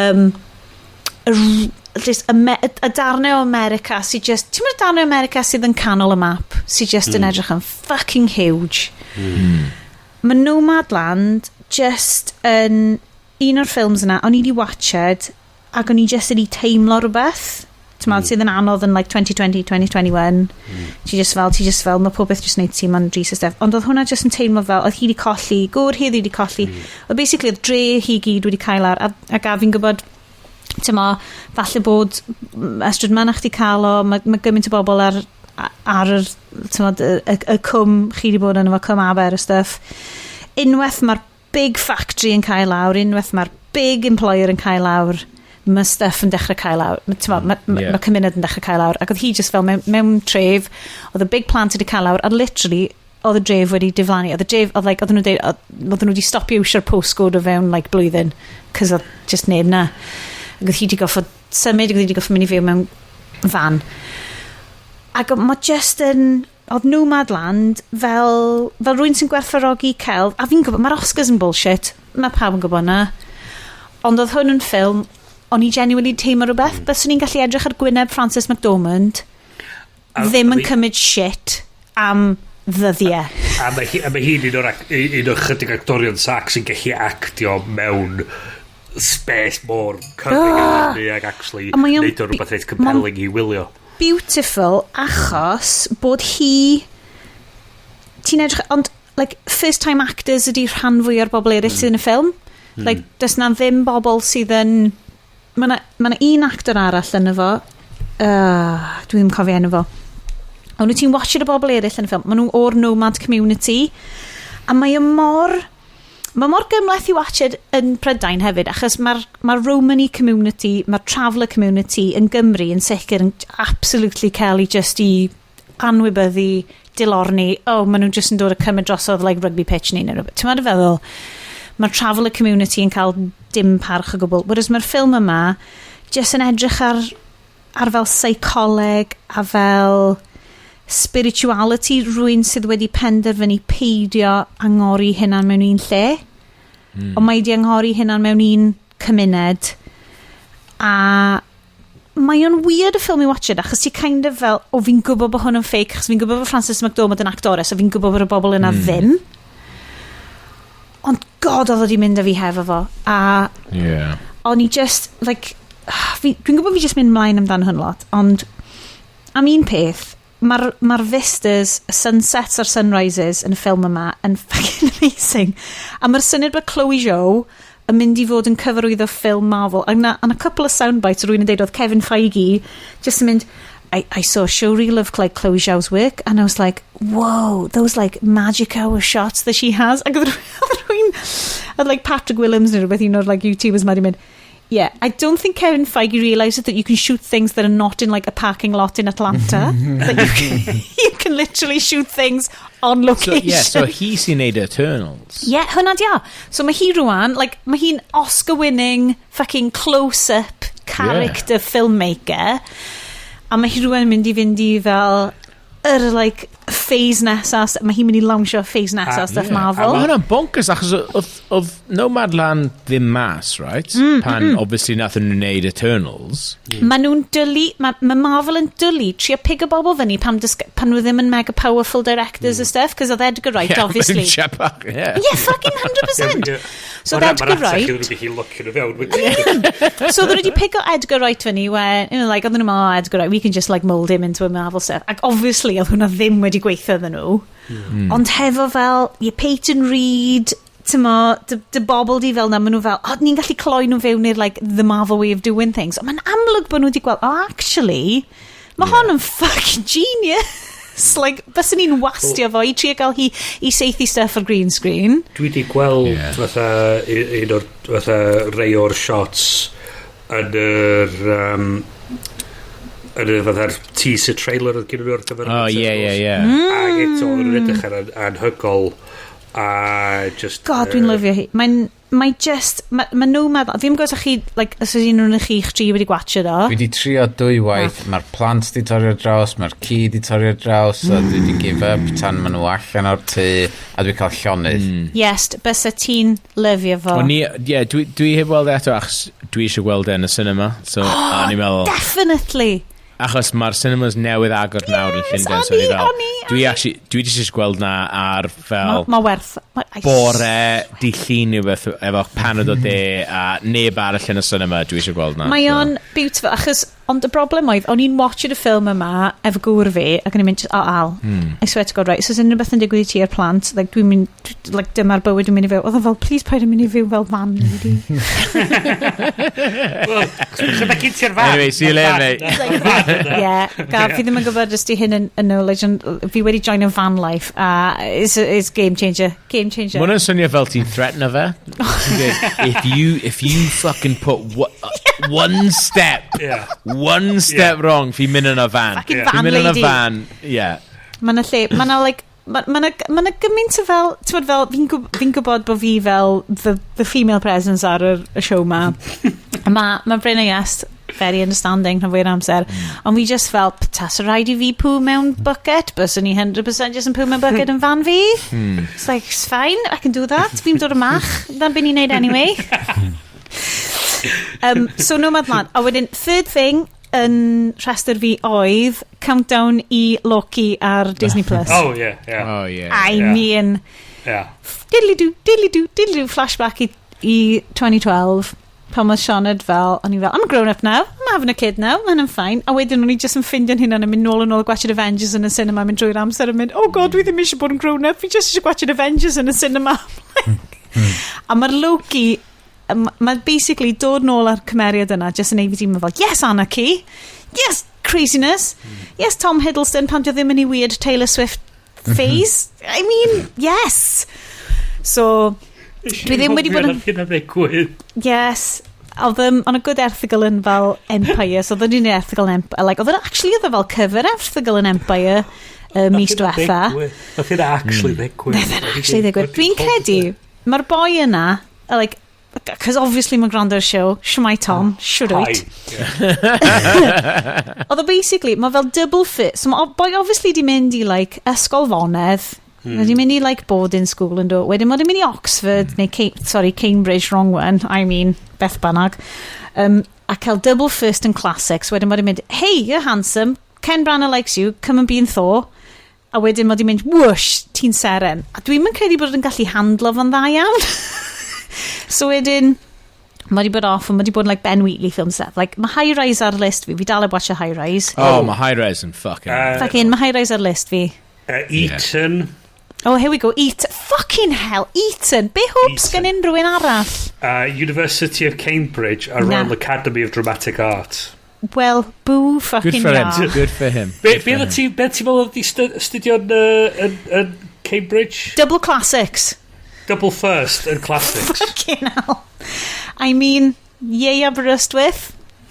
Come with me, Gav, come with me. O'n i fel, cyn yr holl stwff teledu ma a Marvel, o'n i ddim really yn arsed amdano fe, ond efo hwn, o'n i ddim yn arsed amdano WandaVision, a fi'n meddwl bod hwn yn fine. Fi ddim yn arsed amdano Captain fucking Winter Soldier, Falcon. Oedd hwnna'n fucking boring. Ond am hwn, dwi yn actually eitha excited achos mae'n edrych fel maen nhw'n neud rhywbeth eitha funny efo fe. A fi'n meddwl hefyd... Owen Wilson, guys. Does dim rhaid i fe neud hyn. Na. A fi'n meddwl that, well, dwi'n actually obsessed efo'r ti'n bod y DB Cooper y tale am DB Cooper Na. Oh my god, mae rhaid ti just ar ôl podcast ma just edrych lan DB Cooper. Mae'n actually dogfen sy'n newydd dod mas blwyddyn ma neu blwyddyn diwetha ar iPlayer amdano DB Cooper. Cer fi trwy fo. Ond mae DB Cooper yn fras iawn. Oedd na boi yn y 70au neu 60au neu 70au nath e just mynd ar awyren. Dwi yn credu bod fi'n gwybod am hwn. Oedd e'n neud allan ar awyren? Nath e just rhoi llythyr yma i'r Iest sy'n dweud, I have a bomb.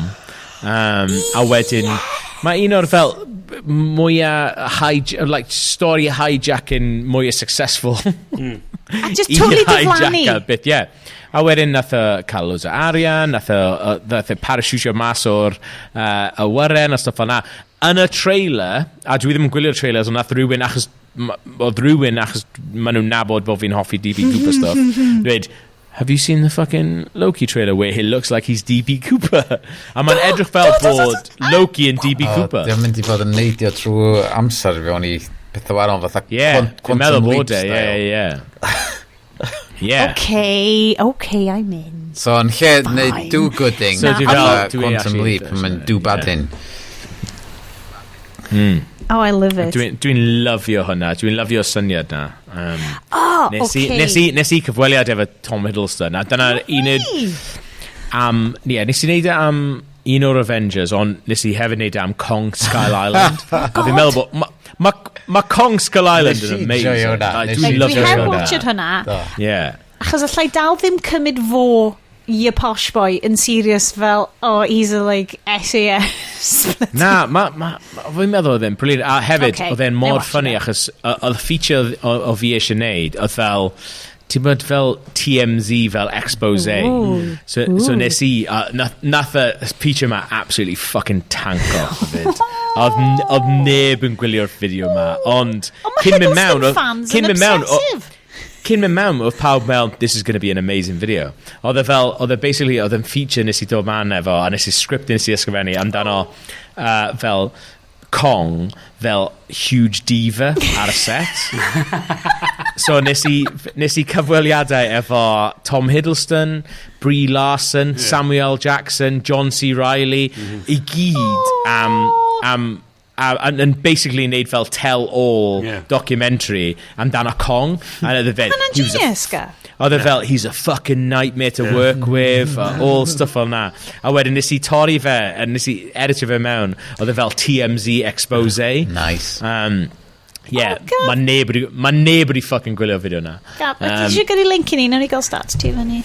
Okay, diolch, ond nes i esbonio'r syniad i fe yn eisa lawr. Dweud, look Tom, I got this idea, I'm going to do this thing. Nath e literally just literally look me in the eyes and went, I get. And I was like, okay, this is the lines I want you to say. Edrych ar y script am fel 30 seconds and went, yeah, fine. He's like, nath e dweud fi, you give me this line and I'll give you this back. So ni'n genuine neud fel proper script interviewer efo Tom Hiddleston. A oedd e fel, Tom, what was it like to work with? It was then brilliant. Oedd fel absolutely bang on ar holl ffordd. Ti rwan wedi, basically, dwi'n mynd i watch a Kong Skull Island, and I watched hwnna, a ti hefyd wedi gwirio i fi bod y guy he's just a nice posh guy. Yeah. Nice posh guy. Okay, basically, nes i textio, o'n i'n textio Iest a Bryn fel trwy'r weekend yn mynd, guys, dwi'n neud rewatch o like, the Thor films I gyd. By the way, dwi'n really licio Thor the Dark World, ac o'n nhw fel, oh god, what? Dwi'n really, like, basically, dark fantasy shit Sianed ydi hwn I gyd. Wel, ers Endgame, mae Dark World wedi dod yn rhywbeth, ti'n gallu gwylio wan am fod mae'na fwy o context iddo fo mewn ffordd. Oedd neb yn licio fo, just achos oedd Alan Taylor off of Game of Thrones wedi neud o. Look, mae'r finale'n rubbish, maen nhw just yn trasho Llundain am ddim reswm. Mae Christopher Eccleston dyn y dirty, dwi'n deall hynna. Ond, mae o'n properly'n teimlo, ti'n bod y bits yn like Asgard a stuff, fucking lyfio hwnna. Ie, a nhw'n deud i fatha ar hwnna, ti'n teimlo, ti'n gweld beth nhw'n trio wneud, ond... Ie, ti yna, Bryn, ti di. Ond, di Thor yn teimlo bod o'n di tyfu o gwbl... Na, wedyn mae gen ti, like, hilarious Thor and Ragnarok, ti fel, this is the final form, this is the final evolved form of Thor. A ti'n teimlo bod Loki yn cael mwy o character development fel part o'r lle, cos mae'n mynd o fatha, mae o'n flin, mae o'n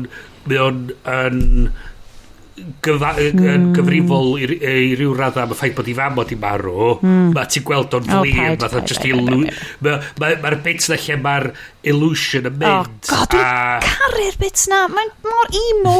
A ti'n gweld, mae o'n fatha di colli composure i gyd, a mae o'n fatha...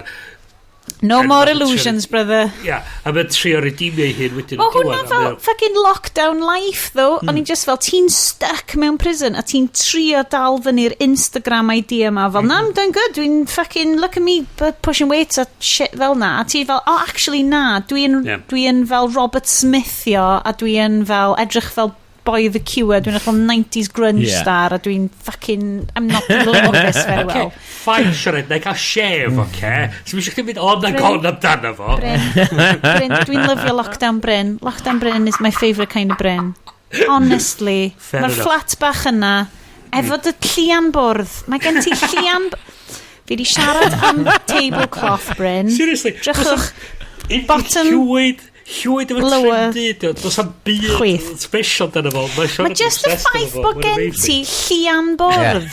Mae gen Bryn, sydd yn 38-year-old grown-up, lovely tablecloth. Dwi just yn teimlo bod hwnna'n... It's a progression. Anyway, dyn ni wedi cyrraedd diwedd... Dyn ni wedi cyrraedd diwedd yr after party. Mae pawb wedi awgrymu rhywbeth maen nhw'n hoffi. Dyn ni gyd wedi dod I ddeall bod like time is nothing a life is meaningless, ond dyn ni wedi bod holy shit, dyn ni wedi bod ar y call ma am 4 awr, so here we go. Fast 4 3 right, dwi'n mynd I ddod fewn I fel dwi yn the end game. Right. Fi yn super diolchgar I ti Gav am fod ar y sioe heno, am cymryd yr amser I ddod I studio ti I treulio amser efo ni. Allai ddim diolch digon I ti. Mae di bod yn smash. Unrhyw byd, oedd hwnna mor fun, like, genuinely.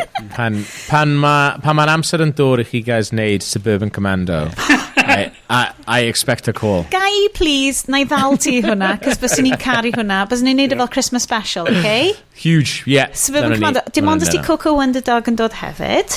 Yeah, of course. Mae hi'n okay. Mae hi di wneud yn really, really dda. Bryn a Iest, ys gynnych chi unrhyw beth arall I ddeud ten yma? Gobeithio fod Gav yn charge by the minute, de. Fuck, da ni'n gwneud contract. Shitbags. A dechrau recording os Siarad dweud, mae'n mynd I cymryd falle 2 hours. So nes I mynd I nôl 1 cwr o arall. Mae wedi bod 4 hours. Oh, fi'n really sorry. Pob look I Iest editio. Yeah, ti dweud y gair editio, mae just fel kind of... Diolch o galon Gav am fod hefo ni. Diolch Bryn, diolch Iest. Diolch I pawb sy'n gwrando. Ni'n really diolchgar. Gwyn gobeithio bod chi wedi subscribe ni am like 1 ceiniog ar Apple Podcasts neu whatever. Gyrwch negeseuon ni ar Twitter. Wel, gyrwch negeseuon I at haclediad ar Twitter. Sneb all ar Twitter. Ni ddim anfo. Mae'n toxic slomp. Diolch am watch o Super Mario Brothers. Diolch Iest am golygu fo. Ni'n mynd i ddeud hwyl fawr am y mis yma. Mi welwn i chi eto am penod 99. Ni'n edrych ymlaen am penod 100 yn yr haf. Ond am rwan, yn mynd i ddeud hwyl fawr gan Bryn. Hwyl fawr. Hwyl fawr gan Iest. Hwyl fawr. Hwyl fawr gan Gav. Ta-ra. A hwyl fawr gan Sions. Dwi off i literally mynd i tŷ bach, cos mae wedi bod 4 awr ers i fi pipi. Okay, ta-ra!